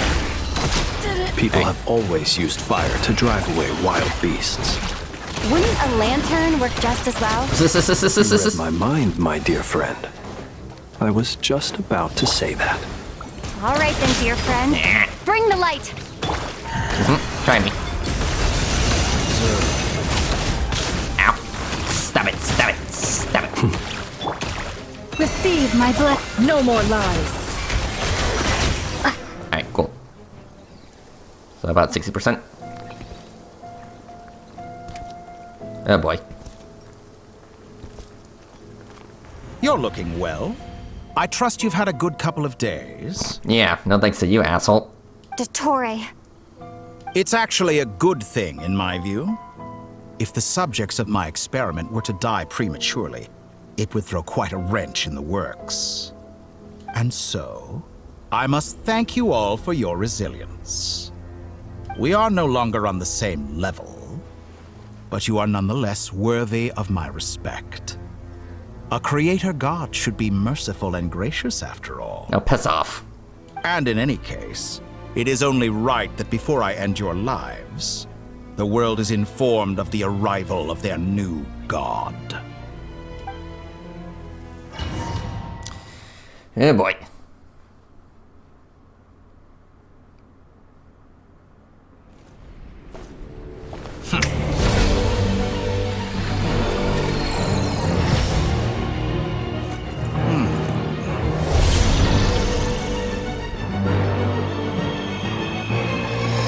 Oh boy.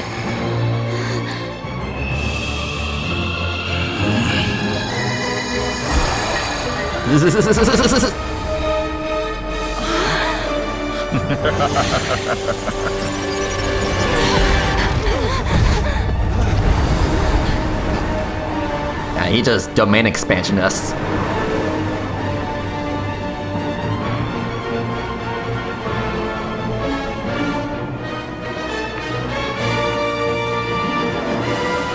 The experiment begins.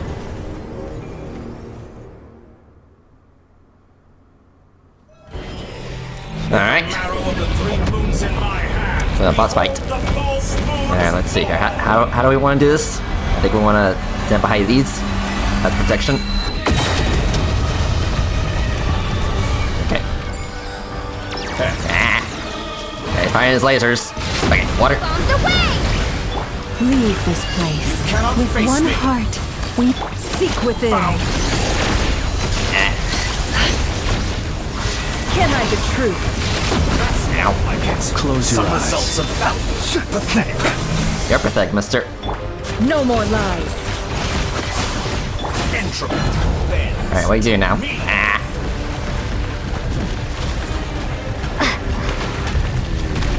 Okay, water. Yeah, because that's doing a whole lot of damage.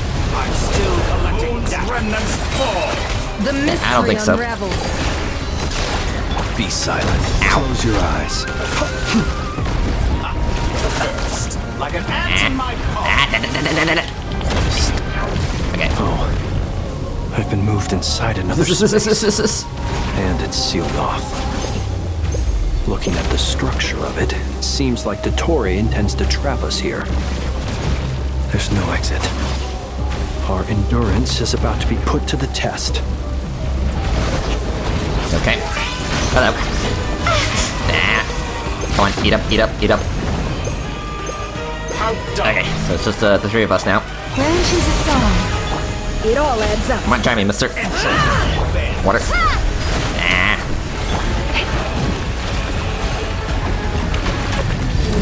No more lies. Lush is the moonlight. Excellent. You barely managed to. You cannot face me.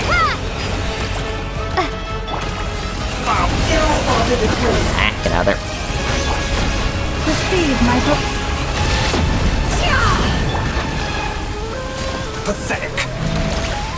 Okay. Can't hide the truth. The deception ends here. Take cover.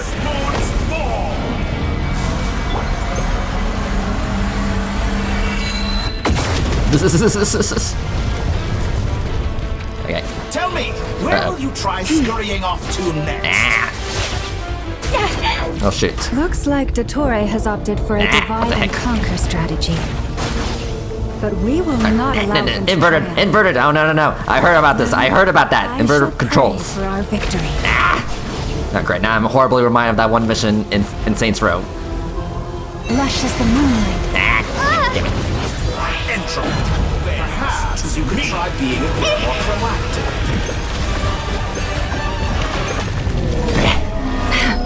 Come on, Neff, we can do this. Leaving openings on purpose. No more lies. No. It all adds up. Come on. Can't hide the truth.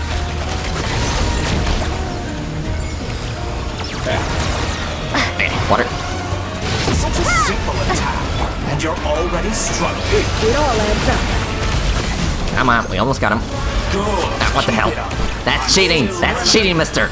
Oh boy. What's he doing now? Ah! Get out of there, get out of there. Ah.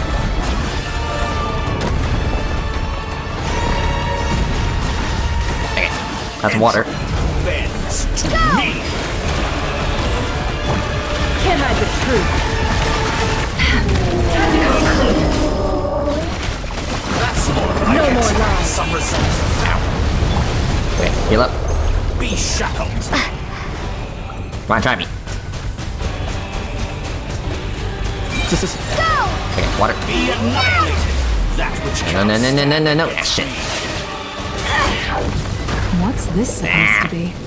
A knockoff version of the Space Columbina? Ow, ow, ow, ow, ow, ow, ow, ow, ow. We'll see about Stop that. inverting my controls, it's annoying.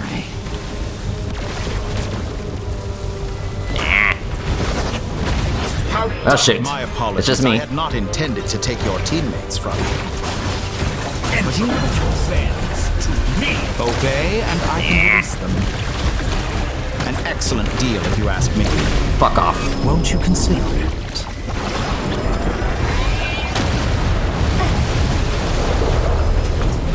So, when we're gonna get a Deus Ex Machina?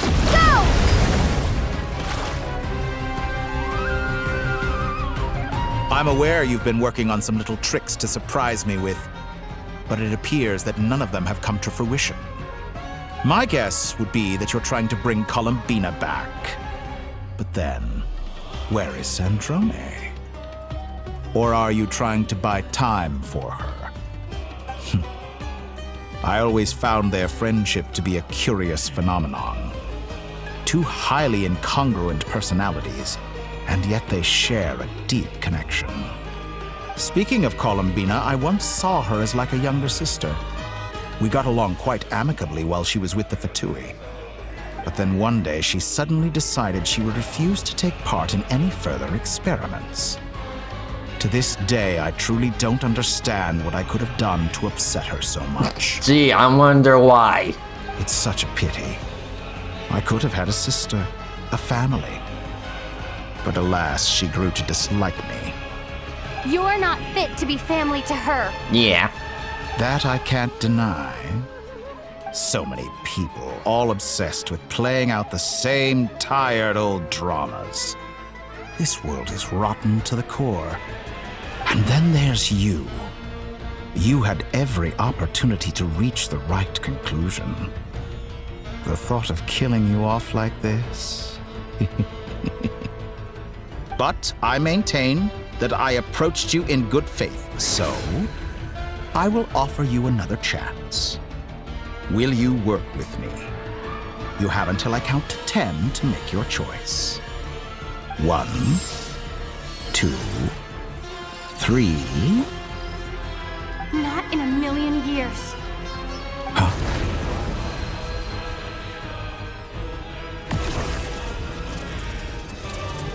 Nope. Hello. Sandrone, what a pleasant surprise. I didn't think you'd join us all the way up here. You're as sick and twisted as ever. Don't fool yourself into thinking anyone's grateful for the chances you're offering them. Sandrone, the formula hasn't finished running yet. Funnily enough, I was just discussing a collaboration opportunity with the Traveler, and then I see you, who I must say is a good example of an opportunity gone to waste. Gone to waste? I said that everyone would get one chance, and you've used yours to march right back into the lion's den.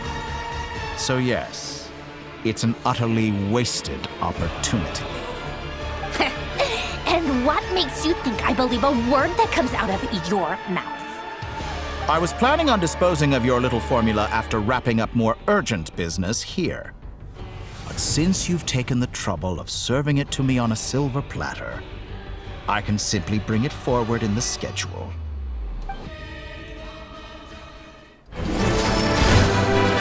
Get him.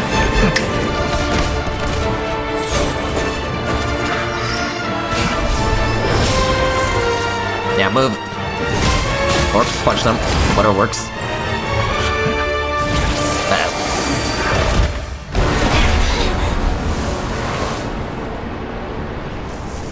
Oh, damn.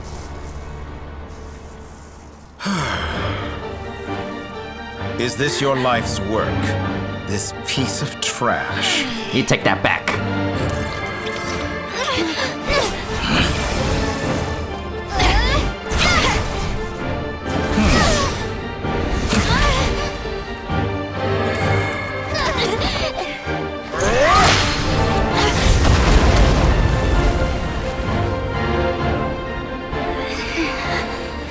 Your formula runs too slowly, Sandrone. You put your hope for success on others instead of fighting dirty. That is why you have failed. Alright, almost there. Now, whom should I slay first? Any volunteers? No one? How nice of you to leave the decision to me.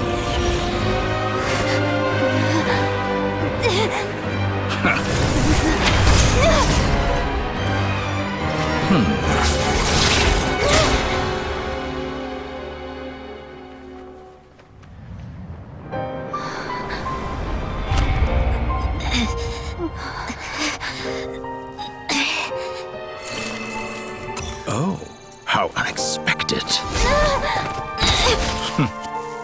Sandrone, any last words for me, comrade?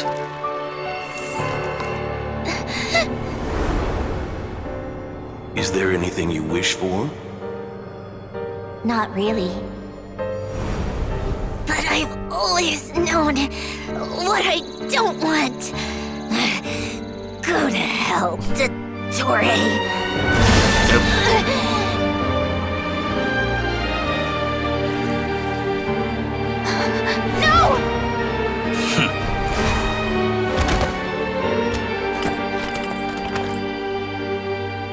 And now, you have failed.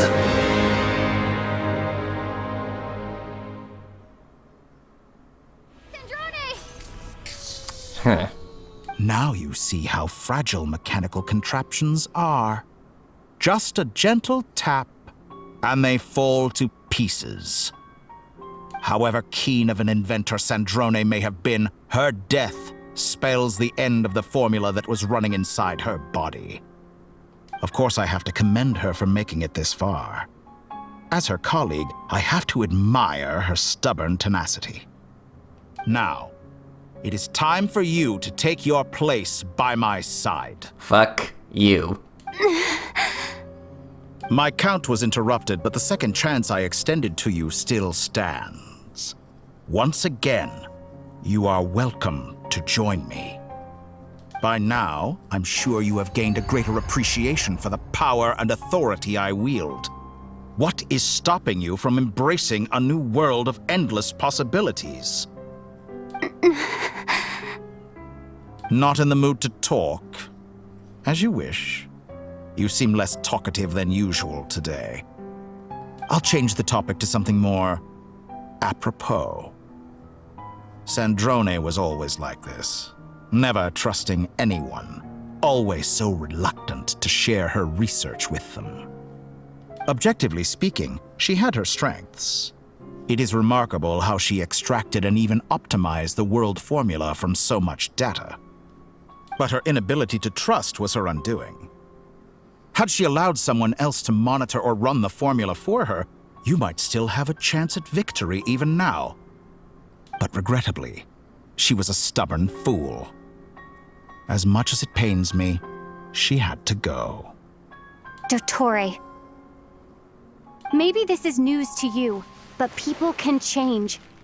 Columbina surprised you when she escaped, and I think Sandrone would surprise you too. Change? You can twist the truth however you want, but I see it clear as day. You're the one who can't trust other people. Is that how you see me? By this point, what can you hope to do about it?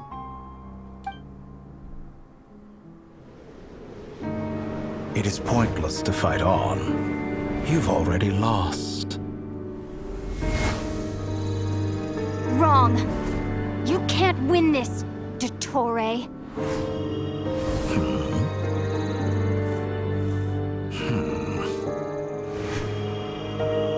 Come on. What?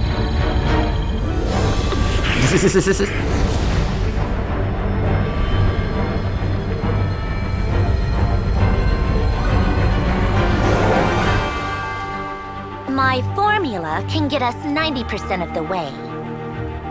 It will connect you to Columbina. Then, I will bring the formula's output to the Traveler's side. For the last 10%, do whatever it takes. Just bring the moon down.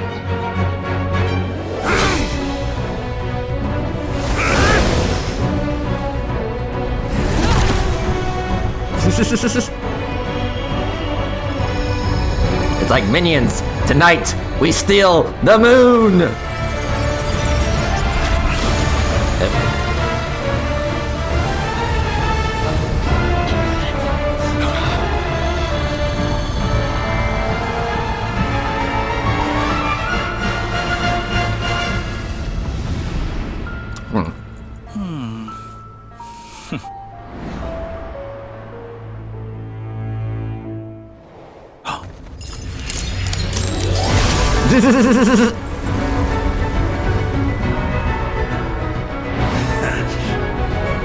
The moon will never be yours.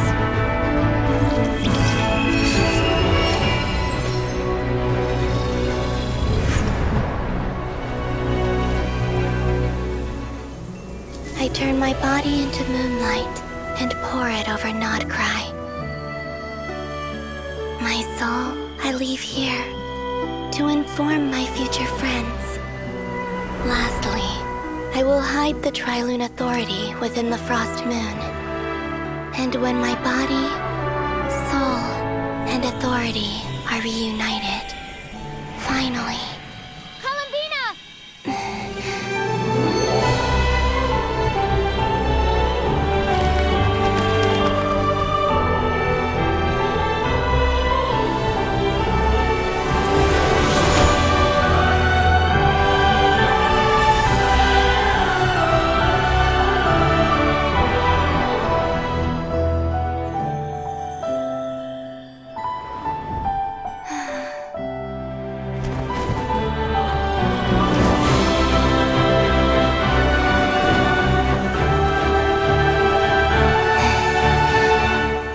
It's been too long. I'm back. Welcome back.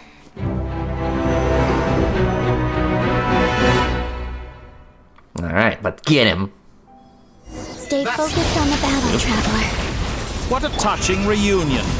Though I personally find myself repulsed by the sight of weaklings huddled together for war. Now, you're quite finished patting yourselves on the back.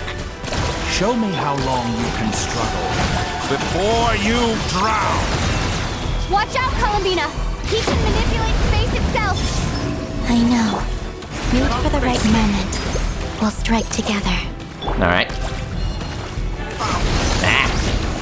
There you got her. Pathetic. Okay. Surge. Good. Keep it up. I'm still collecting data. Come on, try it. Oop. Ow. Yeah, eat up. Moon's remnants fall. Wayne. Some water. Hi. Water jet! Ow. Yeah, eat up. Yeah, I'm trying. Ah. Rude. Enough! First, like an ant in my paw. Oh boy.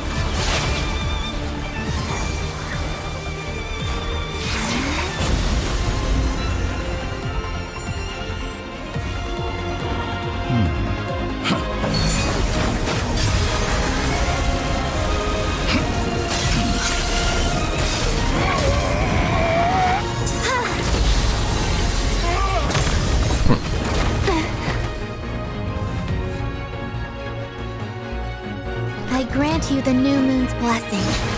Okay. The new moon shines upon you. Yeah, suck it, mister. I'm growing weary of your... Nice. Over, Dottore!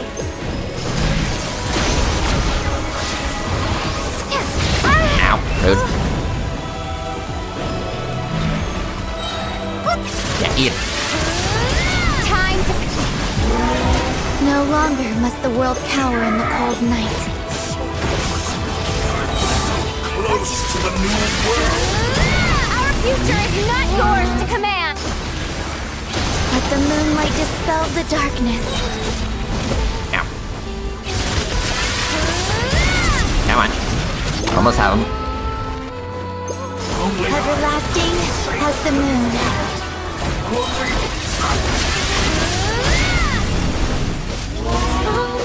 Come on, mister. Stop healing. So close. I was so close to the new... The blind. How can you be so satisfied with your fate?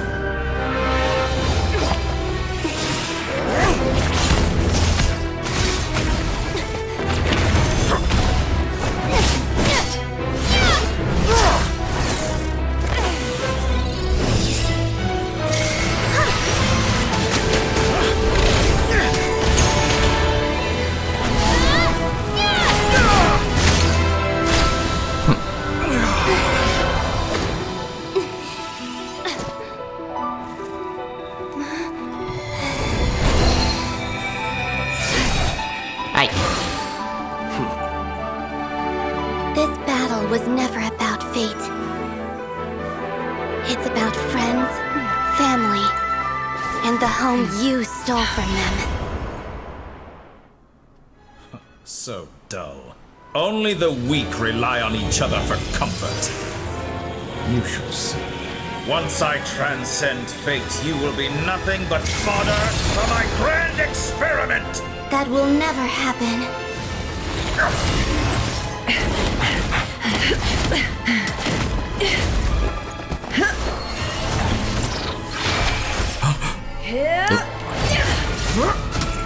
Didn't think that would be quick time events.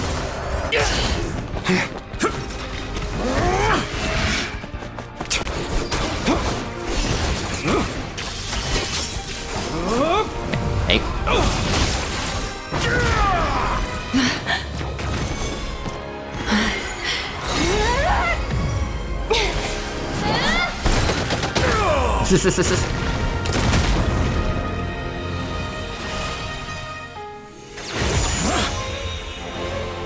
Today, the moon lights up this world once more.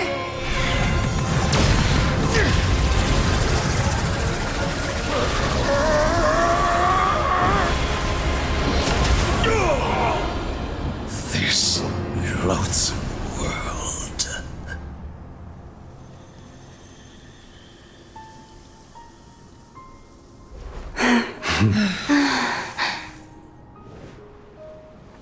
No, this world is our home.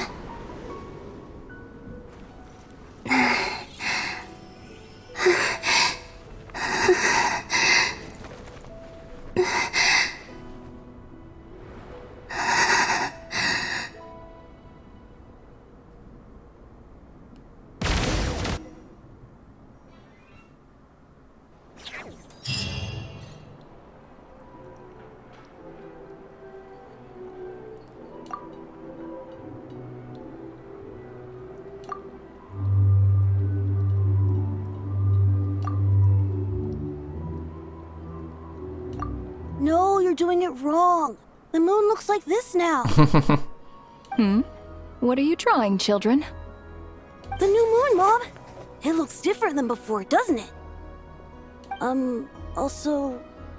Can I go buy a sugar sculpture today? Please? Just one? All right. I suppose today is a special day after all. Almost like a festival. Extra, extra!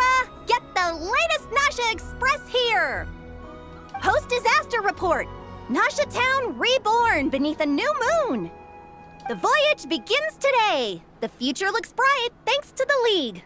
Want a copy? I knew things would be different. But I didn't think that would include the moon. They say a new moon goddess has been born. A new moon goddess? Who's saying that? The Frost Moon Scions? I guess so. I'm not too clued up on the details. As far as I'm concerned, the moon's still in the sky and it's business as usual. Hey, since we've come all this way, shall we grab ourselves a free meal while we're here? Are you a convert now? Or are you just here for the free lunch? Oh, come on. What does it matter? After everything we've all just been through? That smells good. All right, that's it. I'm hungry. Time to eat. Come on! We gotta get there early, or there won't be any good spots left! Shh, keep it down. This is a residential area. What if people are still sleeping? Okay.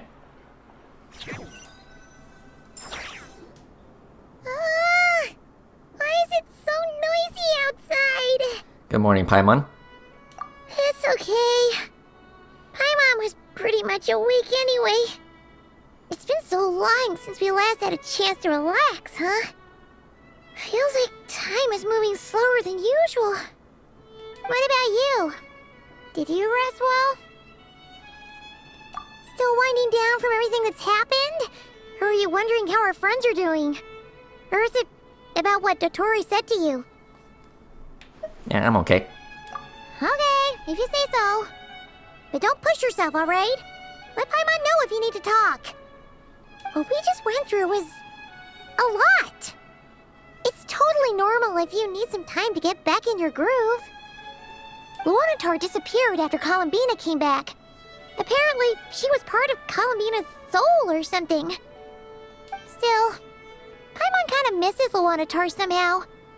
But anyway, you did great. So did Paimon. We all worked our butts off to contain this disaster, and in the end, we made it. Mm-hmm. So, chin up, Traveler. You should be proud of yourself. Hey, don't poke fun. You should be glad that Paimon's growing as a person.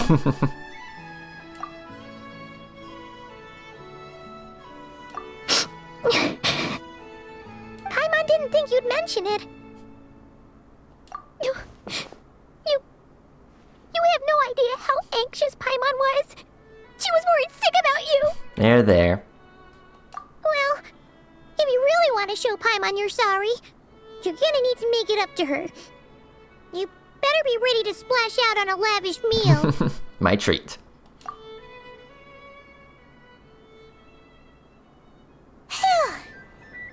Okay.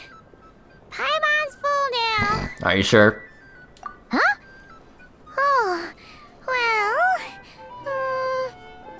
Hey there, Traveler and Paimon. Good morning. Good morning. Morning, Yehoda. Here for some breakfast? Oh, I've already eaten. Just need some water. I was mostly worried you might forget what day it was today. So, I came over to remind you. Excuse you. Careful there, Paimon. Too much food will make you drowsy. Don't let anyone catch you hiding at the back and nodding off during the league meeting. Yeah, she'd probably be saying that to Aino. She's the baby of the group, if anyone. True. You know, I'm surprised that all these competing groups are actually coming together to try to solve things together. Definitely a first for Nodcry. Well, nothing like a region-wide calamity to bring people together. Yeah. After that, surely even the most self-interested people have to realize that going it alone isn't worth the risk, right? Try telling Boss Neff that. She's not exactly convinced that people are gonna get with the program. Really? But if she's so pessimistic about it, why'd she agree to be the Curatorium's representative in the league? Probably 'cause even though Unity sounds like a pretty far-fetched idea, the benefits it would bring make it worth a shot. I think things will work out, though. I swear, Nodcry feels like one big family now with everything that's happened. More than it used to, anyway. Paimon's with you on that one. And it seems like plenty of other people agree, too. Just listen to the bustling streets. All right. Everyone's been rebuilding these last 2 weeks, and the evacuees have been coming back in droves. Man, it's already been 2 weeks? That's crazy. Life's slowly returning back to normal. Which means my workload's probably gonna shoot back up. Were you about to head out? There's still some time before the ceremony begins, you know. Yeah, we were gonna take a stroll around the square and say hi to some friends first. Sounds good. See you later then. All right.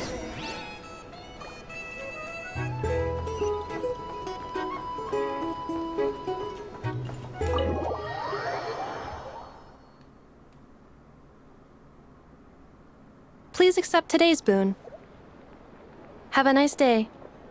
Are Paimon's eyes deceiving her? Or is that Inepa handing out food for the Frost Moon Scions? Hello there. Would you like a feast of the moon, along with some snacks of the day? So, what's new, Anefa? It was only a few days ago when we last saw you, but it looks like you've joined the Frost Moon Scions in that time. Hello. I know too. What are you talking about, Paimon? We're just here to help. Duh. Duh. In the wake of the disaster, it's all hands on deck. We responded to Lama's request for support. At times like these, the smallest good deed can inspire others and help them through the hard days ahead. And we're using eggs and heating tubes to make that a reality. In true Kromkake Craft Shop style! Good work. Enough! Did you hear that? The Traveler said I did good. The Traveler! That's because it's true, I know. Proposal. If you can resist eating today's dessert, I will provide you with compliments too. No way! Well, that proposal got shot down quickly. Yeah. I need something to get me through the hard times too, you know. Mom! Yes, dear. Go right ahead. Excuse me. Could I take a photo with the robot lady?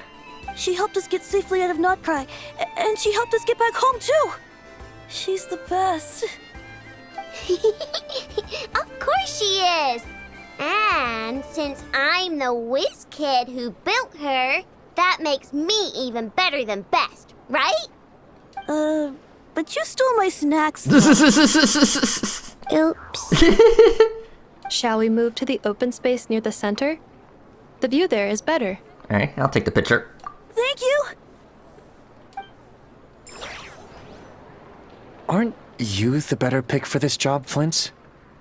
You underestimate yourself yet again, Master Ilua. Not at all. I rarely come by Nasha Town. I don't know any of the big shots here. All in good time. Socializing is a step-by-step journey. But you're much further ahead on that road, aren't you? You're not seeing the full picture. You know the truth now. My friends do not understand my habits. There is no question about it. The Lightkeepers need a representative in the League. Someone who is upright, cares about other people, and can realize their self-worth through group action. You say it like you wouldn't make the cut. I am most flattered that you think I would. Sigh a little less, Master Ilua, and have more faith in yourself. All the Lightkeepers agree that you're a very promising young man. That is precisely why Starshina Nikita felt safe delegating such important work to you. I'm sure we all also agree that we would sooner die of dehydration than manage to wrangle anything out of you in a discussion. My apologies. I am not in the habit of bringing water with me when I go out. Whatever. I'll take the job. By the way, who else is part of this? Oh, it's quite the who's who of Notcry. There's the Moon Chanter of the Frost Moon Scions, the boss of the Curatorium of Secrets, a representative of the Voynich Guild, and even someone from the adorable Kromkake Craft Shop. I'm sure you will find speaking with them to be a genuine pleasure. If you say so. I've never done this work before, so I'm honestly a little scared of making mistakes. But I'll do it. Not only is it our duty as Lightkeepers, but because I want to make Notcry a more welcoming place. An admirable attitude to take. The beacons are lit, Ilua. We're but one step away from breaking through the blizzard. We have the chance to band together and build our shared homeland into an Elysium. This is unprecedented for Notcry. An opportunity not to be missed. Yeah. You're right. I'll do my best. Quite a few familiar faces have arrived. Let's go, shall we? Okay. You look so cool when you fly, Miss Robot, and when you use your spear, too! And even though you took my snacks, it's pretty cool that you can build stuff like this. You've got so many inventions. It's amazing! Also, Micah, we need to go now. 1 second! Please take this Feast of the Moon, as well as some snacks. Share them with your mother and your lovely family. Okay. Yeah, quite the crowd. Hello. Wow! Everyone's here! Yep. You seem well rested. I know no one's asked, but I'm sure you all want to know, so let me just say, we're doing great. Thanks. Well, great, but not perfect. I'm starting to lose my mind from boredom. Can't drink a drop of alcohol while I'm waiting for my wounds to heal. I'm sure you had a sneaky swig or two. Wait, how'd you find out? I'm sure you must be missing Mondstadt after all these years away, Grandmaster. Yeah, you could say that again. Every time I get news from Mondstadt, it makes me want to go back and see the place for myself. Honestly, once things are wrapped up here, I think it'll be time to head back home. Yeah, after 5 years. Hey, looks like someone's taking the stage. Can everyone see okay? Anyone need a boost? I'll just listen from the back. It's fine. You're taking this pretty seriously, huh, Durin? Well, it's not every day that I get the chance to see how people speak in official settings. Soak it up like a sponge. I'll make sure you get a chance to practice for yourself later down the line. Actually, I know just the thing. You can debrief the Knights of Favonius for me. Mr. Varka, are you forgetting that I'm not a Knight of Favonius? I can knight you. Any particular title you'd like? Is he joking? I really can't tell. You'll have to figure this one out for yourself. It'll be a good learning experience. It is my honor to host the opening ceremony for the League, and to have this opportunity to speak to you all in my capacity as Voynich Guild representative. Could this person also have been pushed onto the big stage by the real big shots? Guess I'm not the only one then. We come here today, having weathered the trials and hardships of yesterday, and having learned from them the importance of unity and cooperation. All right, here we go. Uh-oh, looks like Aino's off in Dreamland already. Wait, Boss is looking kinda drowsy too. What's up with her? Come on, get this speech over with already. Nodcry is our home, the land we rely on for survival. And as we chart a course for the future, may we persevere through the storms ahead as we sail towards a new era of prosperity, freedom, and hope.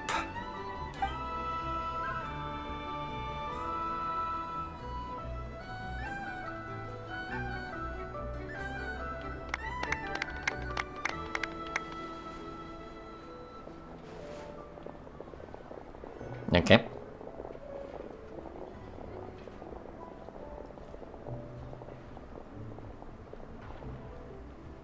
Looks like we'll have more opportunities to travel in the future. I'm sure you'll cope, Lady Moonchanter, given how fleet of foot you are. Unfortunately, I suspect I'll be too busy at the curatorium to act as your host. We have a busy schedule, not to mention an international network of contacts to manage. It'll be all right. I'll just check your schedule with Yehoda well in advance. And if she's not available, I can simply ask Ashru. You... So giving my employees extra workload isn't enough for you? You're really going to drag my cat into this too? I thought you'd approve. Aren't you forever increasing your employees' workloads? That's a bold statement. Are all the Frostmoon Scions feeling more audacious now that your moon goddess has returned? Columbina's return has brought joy to all who care about her. That includes both you and me. As for the Frostmoon Scions, we are learning how to thrive independently, without relying on the moon goddess. It is up to us to make our home a more livable place. Joining the League is one of the steps we are trying towards that end. I like the word try. It's nice and non-committal. You can opt out at any time and still say you tried.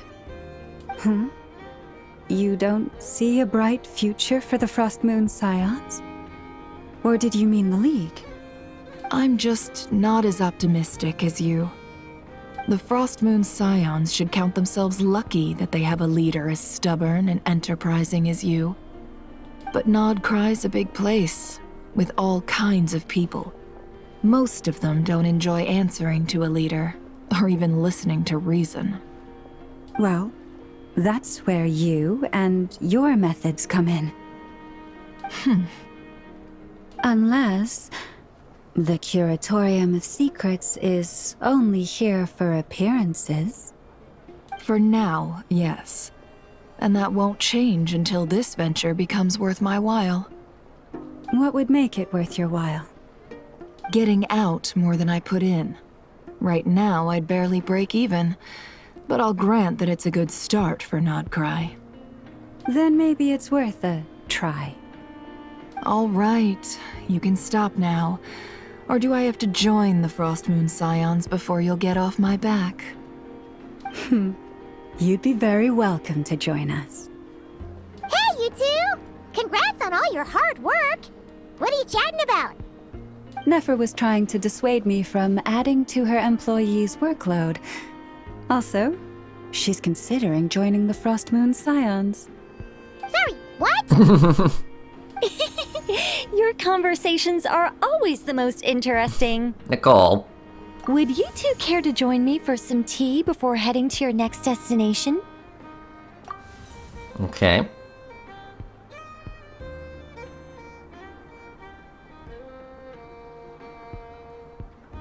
Nicole? Wait, where are you? Aren't you gonna show up today? Sadly not. I'm otherwise occupied right now. I'm sorry, Paimon. I can hear how disappointed you are.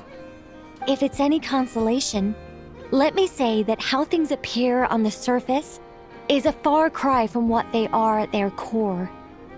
Perhaps you'll feel better if you focus on the fact you have a special line of communication with the great mage herself. Okay? Has something happened? No, or not yet, anyway. Well, that's not ominous at all.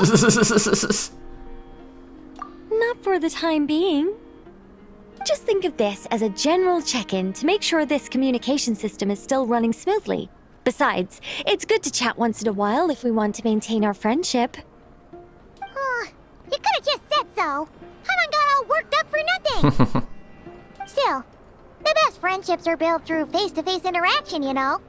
It's never gonna stop being weird having tea with you when you're not there and just talking to thin air. Yeah, it's like having an imaginary friend or something like that. All right, fair point. I'll bear that in mind for next time. Yeah. Any update on that crisis at the world's borders? Alice just informed me that they had their work cut out for them. And now everyone's thoroughly exhausted. But they did finally get things back under control. Still, we can't let our guard down yet. The disruption caused by this disaster has made Teyvat easier to detect from the outside universe. She plans to wait for things to stabilize, then reschedule her Mondstadt vacation plans.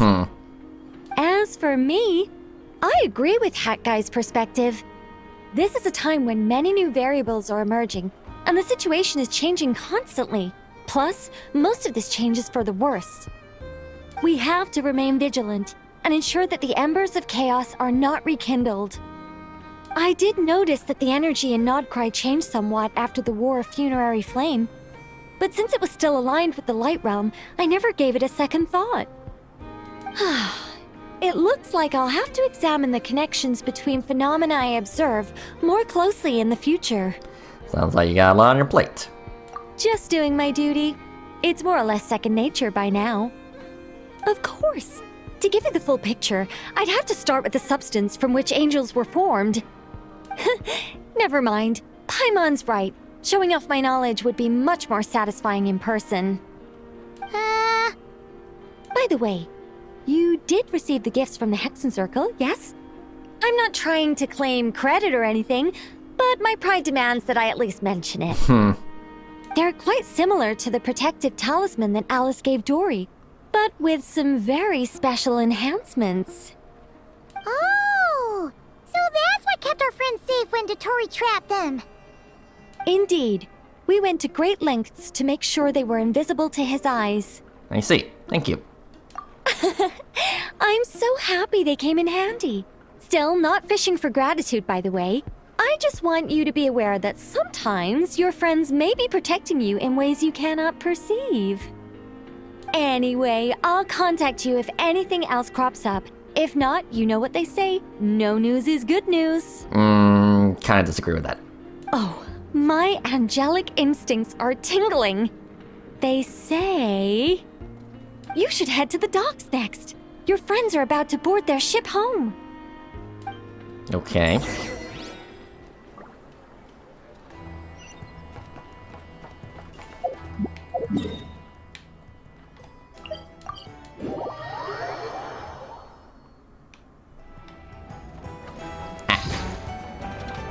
Hello, YouTube.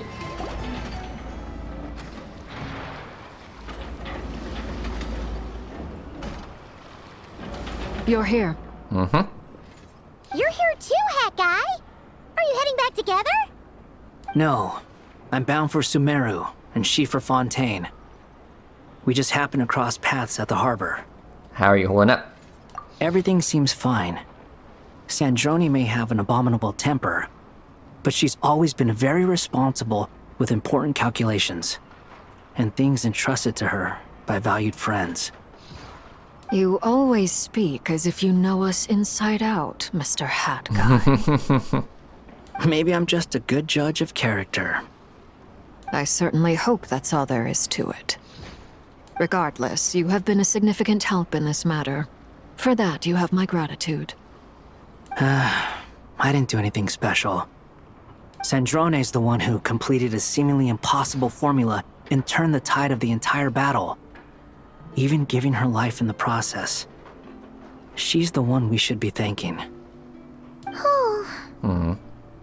Even we were unaware that Sandrone had hidden the real formula inside Polonia's body.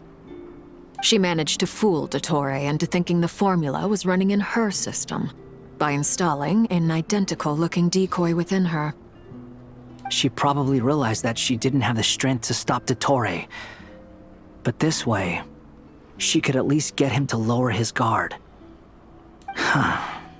She always worked like that. Always had a backup plan. Yeah, what happened to her body? Well, that's why I'm traveling to Fontaine. She made a request of me long ago, and the time has come to fulfill it. Think of it as her will. What was the request? She said that should she ever fail in a mission, she'd like me to deliver her core and Polonia's to the Fontaine Research Institute. She also mentioned that she had made arrangements for people there to set her affairs in order. Some of her personal effects, such as her notes, were left to me. I've decided to take them back to the House of the Hearth, for safekeeping primarily, but also as mementos, I suppose. However, there is one book among them that I'd like to leave in your care. I'll have someone deliver it to your residence at the flagship at a later date. Does Calabina know? No. I was specifically warned not to tell her. This is her last wish, and I will abide by it. I can only hope so, but none of us here can know for certain. I bade farewell to Columbina earlier today. As promised, she turned the iridescent moon's marrow over to me. She spent a long time with Sandrone's body, saying her goodbyes. Oh, is she alright? Sandrone's passing has left a great wound in all of our hearts. It will take time to heal. But Columbina surprised me. She offered me some words of comfort before I departed. Despite being grief-stricken herself, she showed an awareness of the feelings of others around her. She never used to act like this. Clearly, she has grown. And I suspect that we have you to thank for much of the change we are seeing in her. It was a group effort. Huh. After these recent events, The Tsaritsa has revoked the Pale Star Edict. Snezhnaya now realizes that the arrest warrant for Columbina was just a ploy by Dottore, who coveted her powers. I shall return to Nodcry to see her as soon as I find the time. I hope that from now on, she too will explore more of the world. Columbina Hyposelenia's journey is only beginning. My ship is here. Alright. Traveler, Paimon, we shall meet again. You too, Hat Guy. Alright. See you later. What are you still bumming around for? Isn't Columbina waiting for you? I thought today was the day you'd agree with her to go find out the truth about your sibling. I'm a little nervous. You're afraid you won't like the truth when you see it. Well, this is new. I was starting to think that nothing could scare you. Don't say that! Wouldn't you be if you were in this situation? Fair point. But I'd say I have more experience facing up to unpleasant truths than the Traveler. I guess that's true. They say blood's thicker than water. I know how much you need your family back. More than you need any of your friends. And I'm sure that all your real friends understand that too. No matter what the truth turns out to be, they will stick by you and support you, whatever decision you make. Finding the truth is important. But more important still is what you choose to do once you've found it. At least, that's the life lesson I've learned from my experience, grappling with the truth. What? Now that Dottore's dead and gone? A little, I guess. But it hasn't solved everything. Maybe I regret not getting to end his life with my own hands. Or maybe it's something else. But for whatever reason, I still feel like I have a chip on my shoulder. Either way, I'm going back to Sumeru. Lesser Lord Kusanali is gonna need help dealing with all the chaos Dottore left in his wake. Not just from this incident, but everything he did in the past, too. Yeah. You should continue with your journey, as you've always done. Who knows? Maybe we'll meet again someplace else. Alright. So, what should we do now? If you want to explore a bit more to steady those nerves, Paimon's game. After all, when Columbina said she knew where your ship was hidden, Paimon promised to give you two some alone time with the truth. It hasn't been all that long since we were last apart, sure, but with Columbina there, Paimon's sure things will be just dandy. Paimon, thank you. Ain't no biggie. Paimon might be all about that food and fun, but she knows how to do right by people. Paimon's sure you'd prefer to digest the news about your brother in peace. But, no matter what you see, just know you can share it with Paimon. Of course, as long as it's not super private. If you can't make sense of something, let's give it some thought together. And even if we both can't figure it out, Paimon can at least treat you to a nice meal. Glad to hear it. Feel better now? Yeah, much better.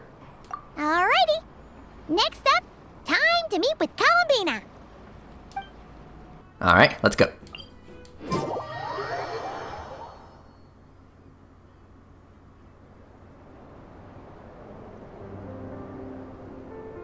Columbina, we're here. Hello. Can't quite believe we're meeting out here. We've gotten used to walking over to Silver Moon Hall whenever we go see you. True. Well, you're still welcome to go there whenever you want to see me. It's just, now that it's all over, I've decided to make some changes. Try and fit in with the Frost Moon Scions, like Lama suggested. And how's that been doing? The older generation are still timid around me. They don't dare get too close, and they bow their heads when I walk by. But things are much better with the children. I see more curiosity in their eyes. Hopefully, by the time the next Moon Prayer Night comes around, I can enjoy the festival with them as myself, without having to pretend that I'm only dressed up as the Moon Goddess. You'll do realize you're super nice once I get to know you better. You really think so? When we first met, you thought I was a little up in the clouds. We were just starting out then, come on! So Llama told you, huh? I'm only teasing. I know that I have you to thank for pulling me back down to solid ground. It feels good to finally stand firm on the earth where I was born.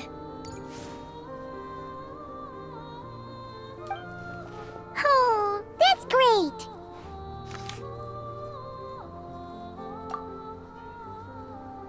Thank you. I'll make sure not to lose it this time. This time. Well then, are you ready? Ether, what happened to our spaceship back then? Why did you leave? It's time to learn the truth at last. I'm ready as I'll ever be. Good. Then let me open the way for you.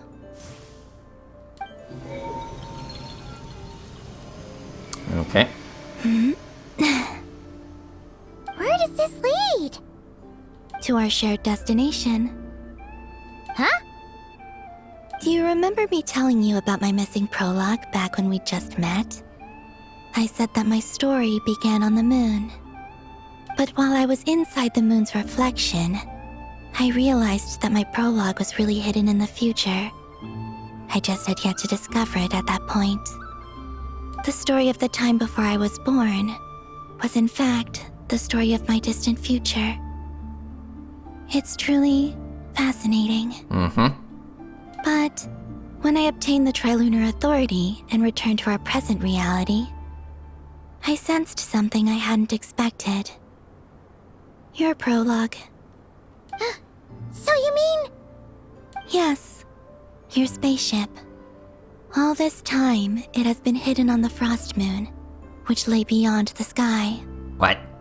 The great ruler of the firmament. The heavenly principles. Wait, them? Why would they do that? I don't know. Perhaps your ship contains something that is incompatible with Tevat. Or something that cannot be known. Oh, did I pick a bad time to say this? I know it must have been hard to work up the courage to do this. Maybe I should have waited until you were on the moon, with no chance to back out. That would have been kind of mean, you know.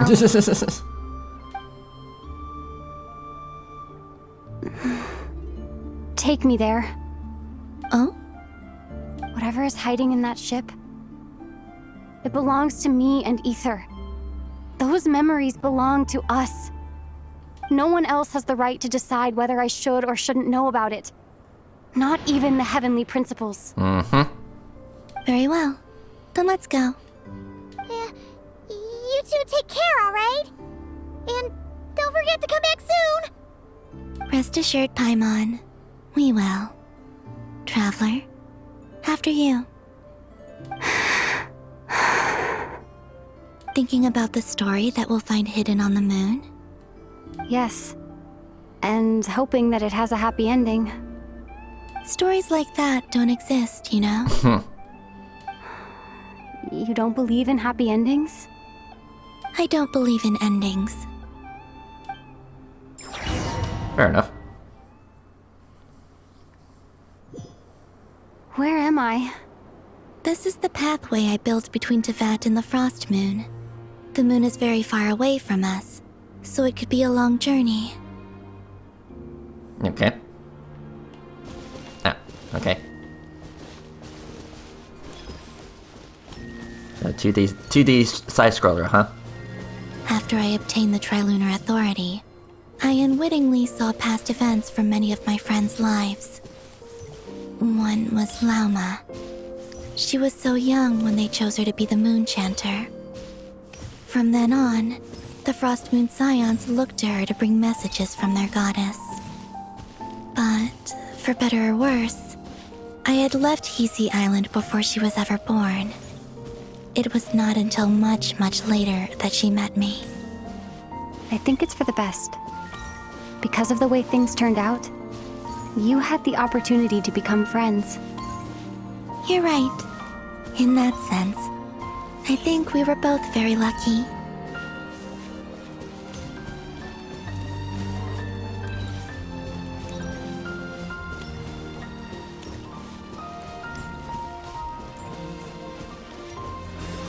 Oh, and about that mage, Nicole.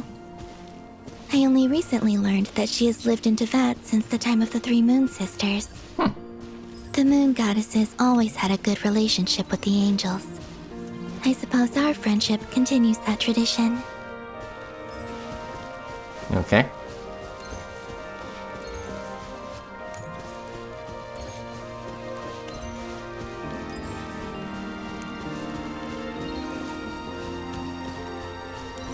And then there's Zandrone. I never knew that much about her, beyond the fact that she was created by someone called the Lord Artificer. She, too, suffered for a long time before joining the Fatui.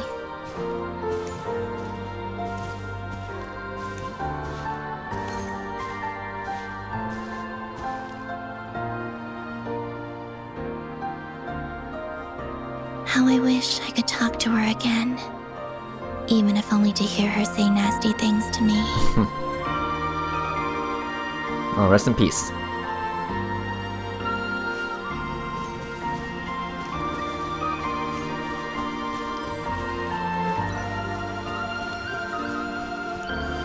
So who's next?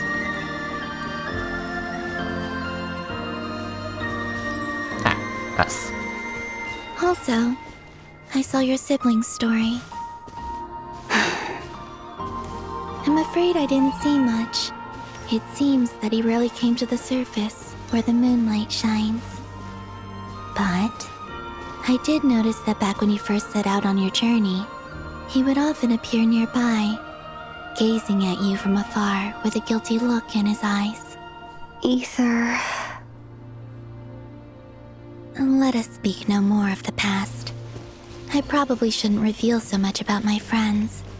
It's not my place. Let the moonlight carry us forth. We are very close now.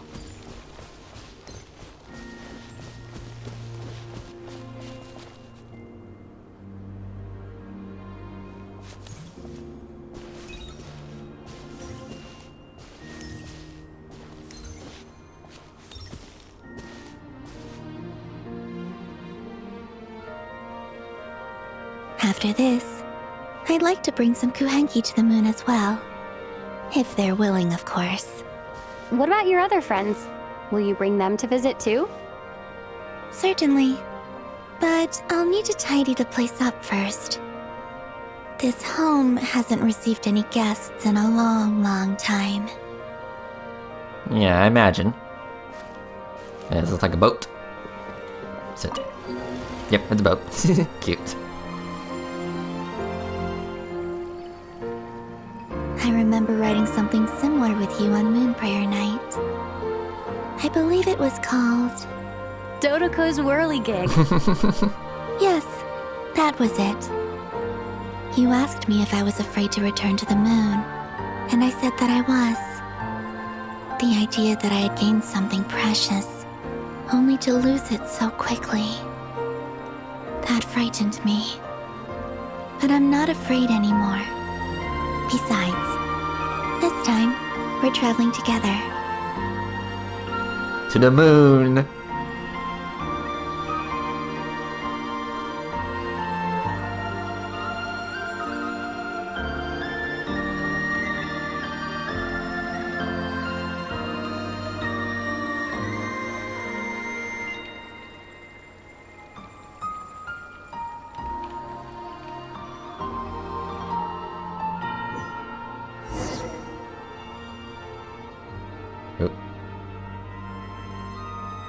Holy shit. We're on the moon. And there's our planet, Teyvat. Holy shit. Also, how are we breathing on the moon? No, I shouldn't think this realistically. Let's just call it space magic. We're here.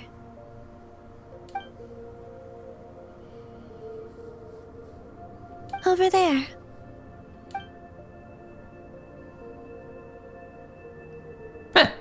There it is.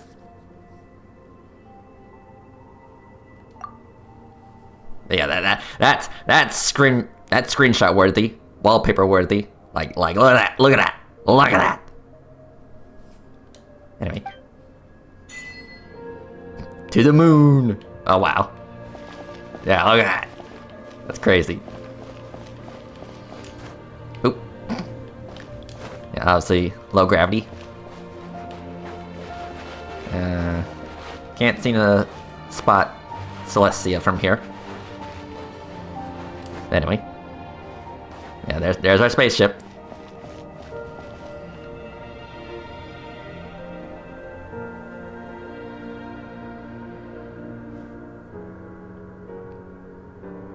Our spaceship. Mm-hmm. It's huge. I suppose that the moon is the only place one could hide it. It'll be alright. Huh? The way you feel in this moment, I went through it too, on Moon Prayer Night.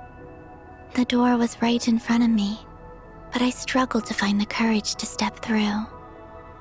Solitude for me once meant living a life in which even I was absent.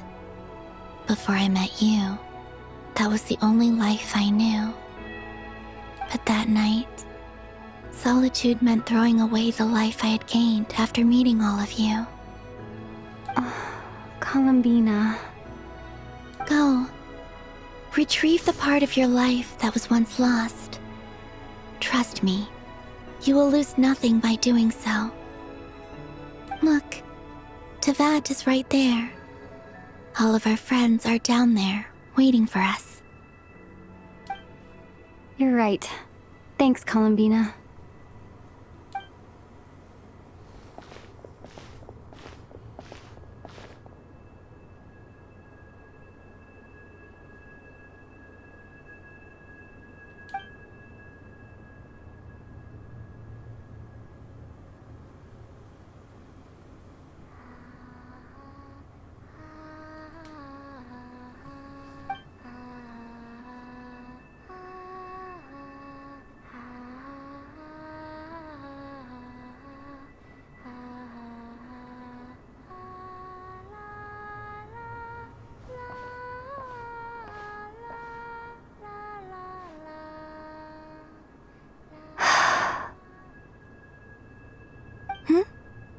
Finished? Yeah. Why did you take your eye mask off? Well, since my return, I've decided to take more opportunities to see the world with my own eyes. Besides, I've always wondered how Tevat looks from the moon. And what do you think? It's beautiful. I could spend a whole day here just gazing at it. What about you? What do you think of the truth you found? I haven't looked at another person's expression in a long time, but I think yours is saying it was neither good nor bad. Keep this up, and it won't be long before you give Nefer a run for her money. Oh, I don't think that's going to happen. I'm much more used to sensing what's going on around me with Kuvaki. I think I'll save my eyes for seeing special moments I really want to remember. Okay, so I could definitely see the desert, Sumeru. I think Fontaine's up there. But the thing is, like, if that's a whole map, at least the current map in this version, that means the planet's a lot smaller than it really should. I mean, if you really think about it, like, map-wise, like, the actual map, if you try to wrap it around on a globe, yeah, that means that the world's kind of small, like a small planet, if you think about it. But anyway. I read the spaceship's flight logs. I always assumed that this was my first time in Tevat. I thought that Ether and I must have been hibernating in space for centuries on end. But the logs show that our spaceship flew over the skies of Tevat once before. A long, long time ago. Flew over? So you didn't land? No.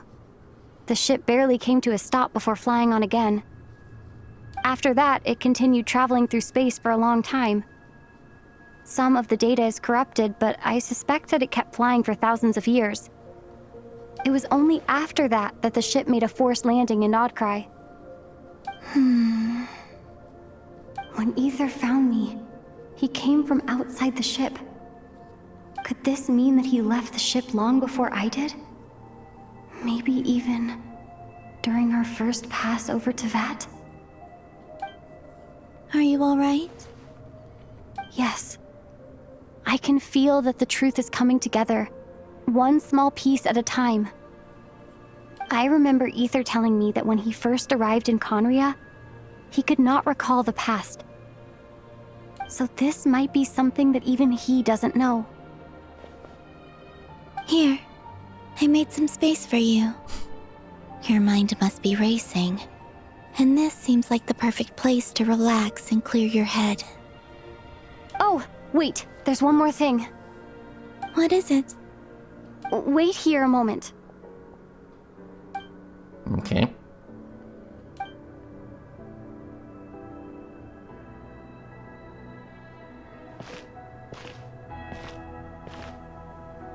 Hey, Columbina. Mm-hmm.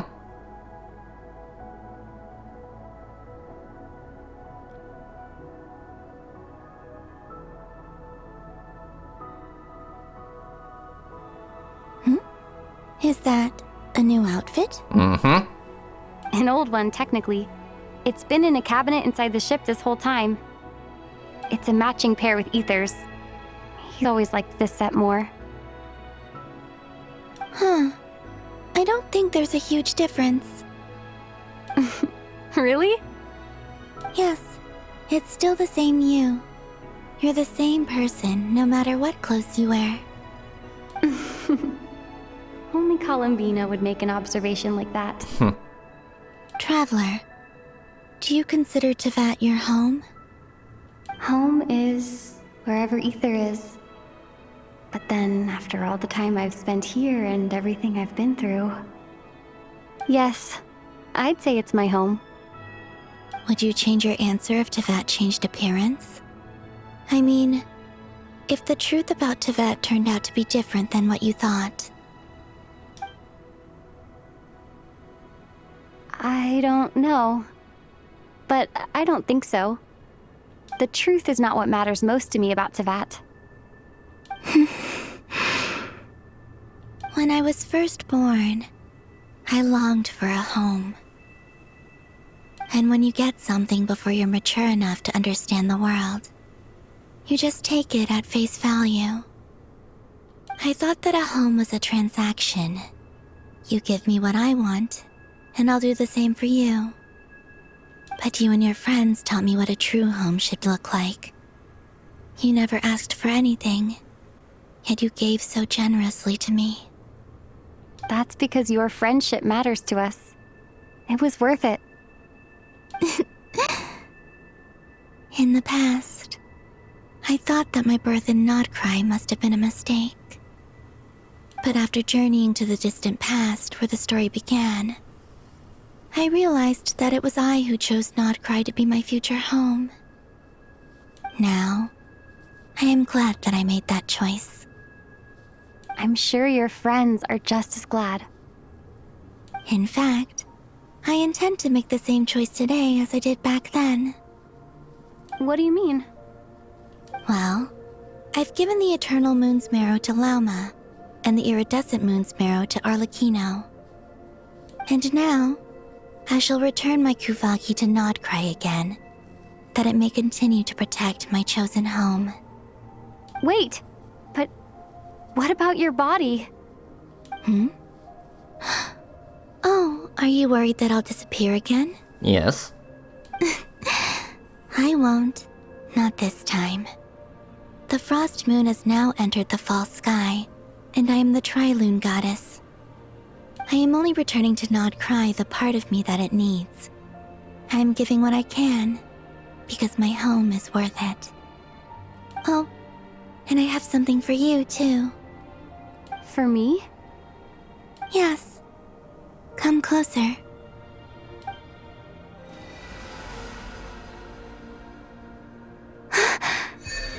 Oh.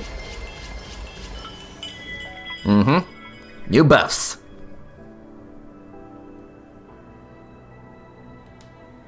Alright, cool. Thank you. What was that?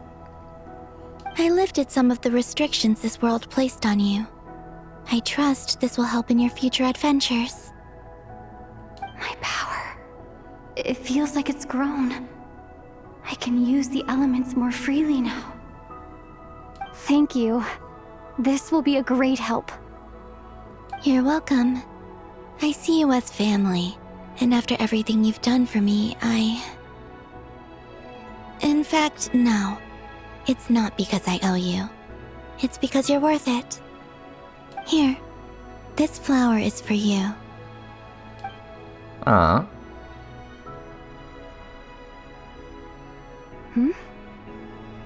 Isn't this a moon prayer blossom? Yes. Don't worry. You will never see these flowers lose their color again. I'm finally discovering the joy of giving. How I wish I'd learned this sooner. Hey, better late than never. What are you thinking about now? Why don't you take a guess? You get 1 shot. I don't think I'll get it in one guess, but I'm sure it's a happy thought. That's kind of a sneaky answer. I can't say you got it wrong. Down into that, the moon seems so far away. I felt it might always lie beyond my reach. But on the moon, everything feels so close by. The haze that once enshrouded the skies has finally been dispersed. I feel like a traveler on a winter's night, starting a new chapter in my tale by the warmth of a bonfire. I don't have a lot of luggage, but I do have a lot of hope for the future. Well, what's next? Next? To start with, I want to stay here just a little longer. After that, let's return home and continue our journey. Woo! Awesome.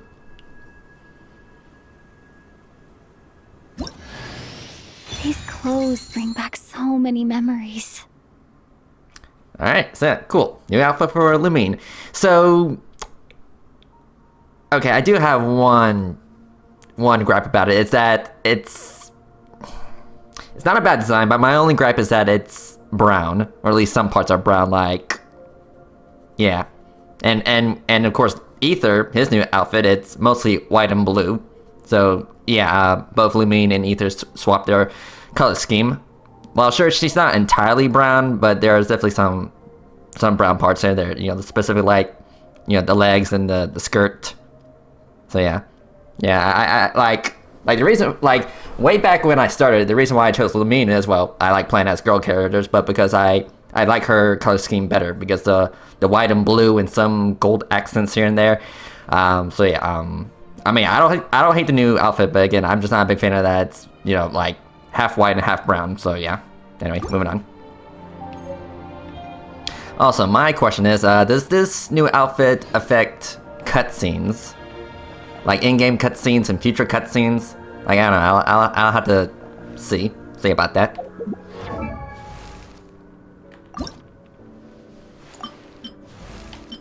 Yeah, like, the old outfit, you know, it's white with blue and some golds here and there. Here, yeah, it still retains some white, but, you know, there's definitely a lot more brown. I mean, I'm sure if I, like, switch elements, you know, the parts that are red would be a different color. Like, say, if I return to, like, say, Hydra or Animo, maybe that would help a little. But it's fine, I don't hate it. I'm just not too crazy over the main colors.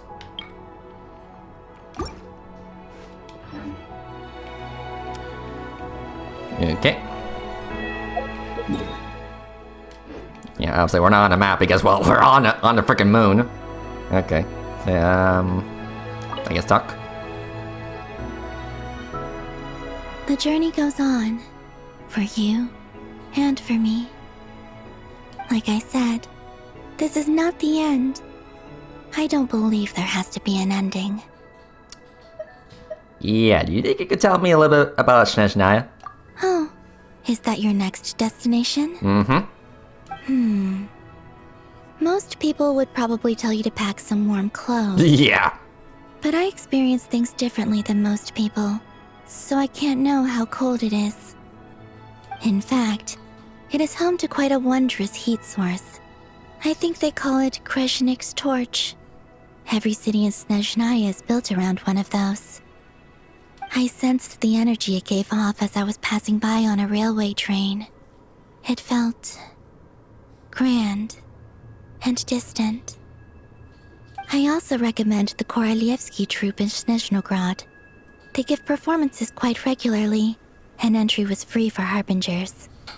I liked them a lot. Okay.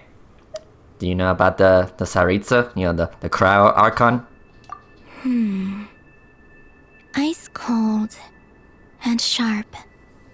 Crystal clear in some ways, yet profoundly unfathomable in others. Like the thick layer of ice on top of a frozen lake. That's just the impression that Tsaritsa gives me. I was never able to glimpse what truly lies beneath that icy exterior. In fact, I don't think the people of Snezhnaya even know what kind of power their god wields.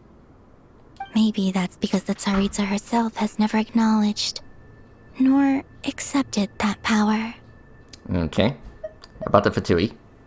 There's Regrator, the Rooster, and the Jester. Between them, they control a lot of what happens in Snezhnaya, but I could never wrap my head around how exactly power is split between them. I just know they are each responsible for many specific domains. I noticed that the Rooster and Regrator often appear to get along on the surface, while working against each other in secret. And theirs is not a friendly rivalry. But I wasn't particularly interested, so I tended to keep my distance. Now that I think about it, the term Mistelton often seemed to come up in connection with Project Stuja. What are your future plans?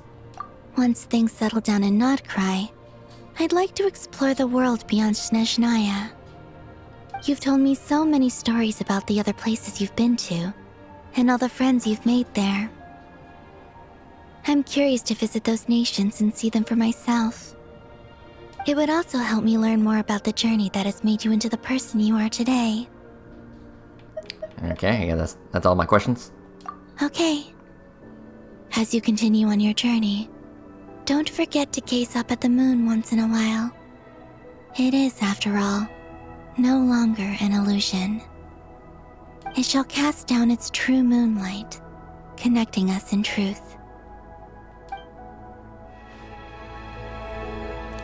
Okay.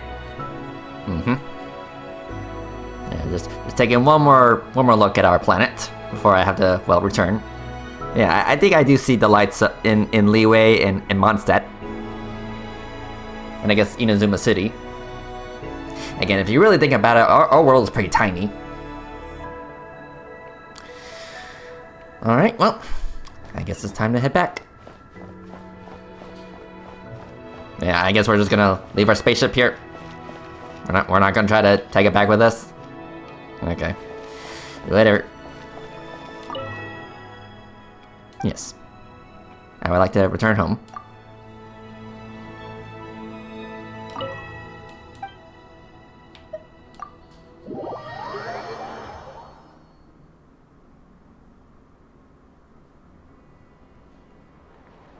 To Jean, acting Grand Master of the Knights of Favonius. This preamble is such a pain to write. Probably high time we got rid of this acting business. I trust that Dern has updated you all on recent events. Hope we didn't worry you too much. The good news is, we managed to come together and put a stop to the Doctor's evil schemes. With that, I think it's safe to say that Notcry is finally out of the woods. As for the Fatui, not counting the Damselette, aka the Moon Goddess, who has left their organization, we found ourselves allied in this instance with both the Knave and Marionette. May she rest in peace. Rip. As ever, we find ourselves better off for making friends rather than enemies. But until we can ascertain the Tsaritsa's true intentions, the future remains uncertain. Yeah, I mean, she still needs the pyronosis, correct? In a short while... Wait. How am I meant to surprise everyone if I tell them in a letter that I'm heading home? Well, that would be a huge waste. Okay, got it. I will begin sending the expeditionary team back home in waves. I'm sure they'll be able to answer any questions you still have. I hope they won't gloss over the details of my many heroic deeds, but if they do, I'm sure it'll be because they're just too exhausted from the long journey. I think of Mondstadt daily. Please give everyone my best regards. P.S. The honorary knight went above and beyond this time. Are there any other honors we can give her? I'll leave it with you. P.P.S. Please be extra nice to Klee for the foreseeable future. I cashed in on the last favor that the Hexen Circle owed us, so we need to earn some more goodwill. If there's any serious problems, feel free to stick me in solitary confinement when I get back. I'll do the time for her. Whew. And that, as they say, is all she wrote. End of an era. And with the moon shining down brighter than ever, I think everyone is going to sleep well tonight.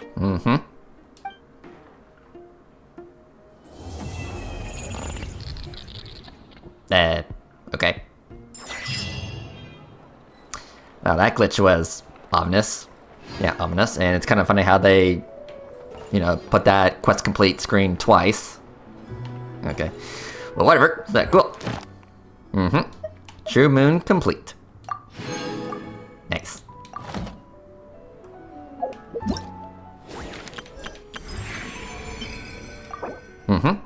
True moon. And Welcome Moon's homecoming. Nice. Alright. So yeah, cool.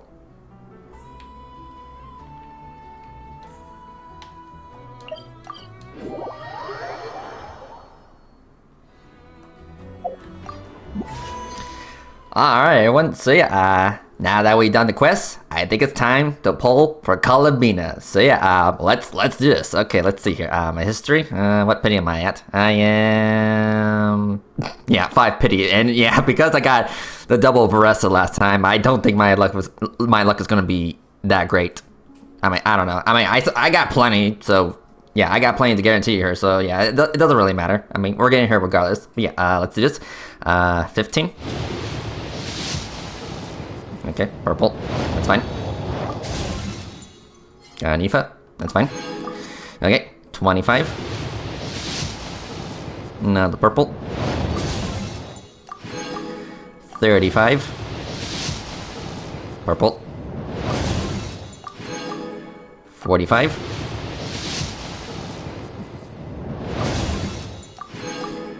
55. 65.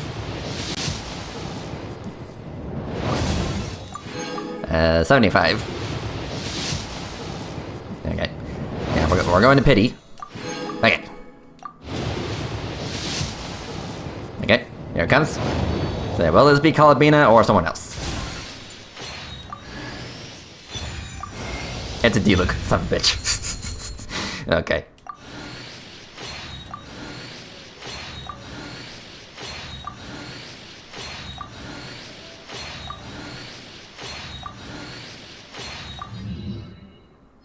Okay.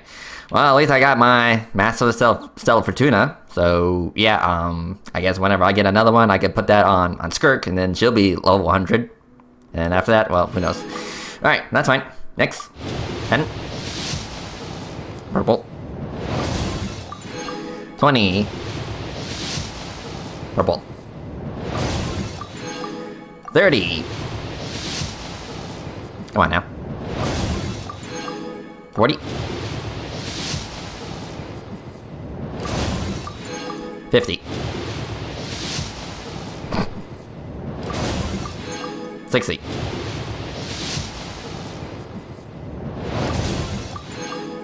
70. Damn. Okay, 80. Okay. Yeah, really had to go to Heart Pity twice, basically. Okay, there you go. You can call me Columbina, or Kutar, or Moon Goddess. Whatever you prefer. I'm used to having many names. The moon's blessing is yours, whenever you might find yourself in need. Alright, cool. So, welcome home, Columbina. Welcome to the team. No. Hi, Lynette. An official... And a Aoife, yeah.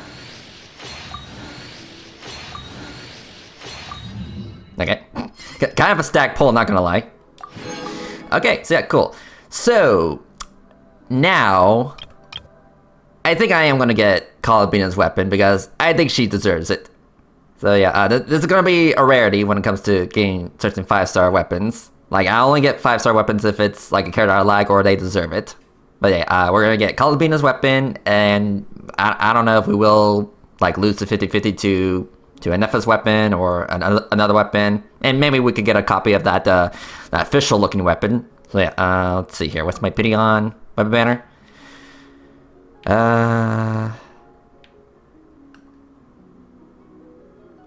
Oh yeah, that's right. I did some polls when Durnan was around. Yeah. Like I did some polls on the weapon when Durnan was around.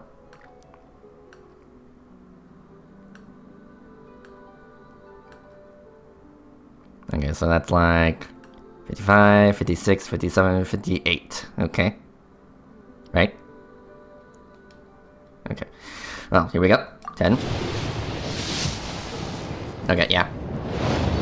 Alright, so yeah, will this be the catalyst, the polearm, or whatever?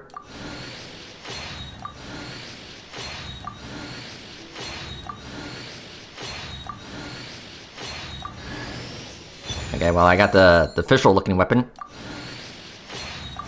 Okay, there you go. Alright. Not bad. So I don't think I've ever lost a weapon 50-50. Now that I think about it.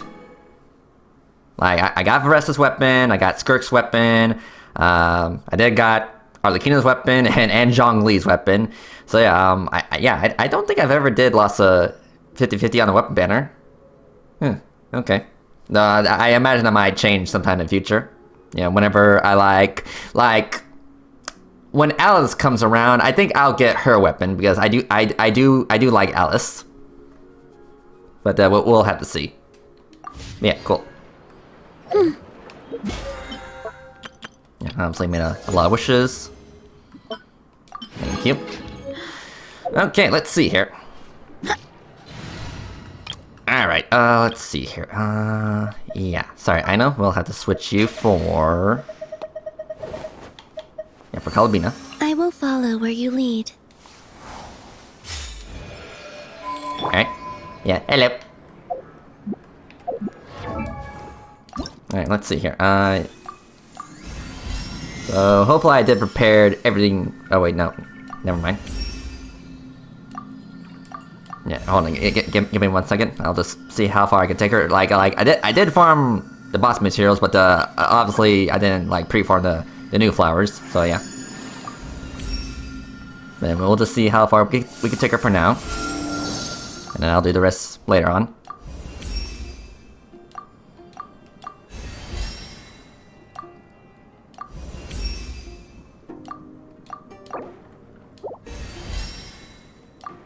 Okay, yeah, 70 is as high as we could get. Okay. Well, that's fine. Alright, as for her weapon, yeah, get that basic bitch weapon out here. And we will give her her weapon. Again, we're just gonna see how far we'll take this, and yeah, that's a very pretty weapon. Yeah, it's basically like a crystal ball.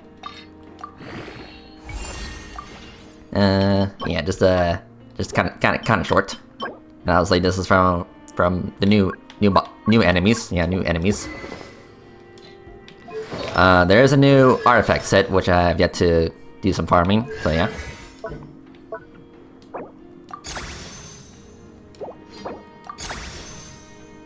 Yeah, I just want to see how far I can take these.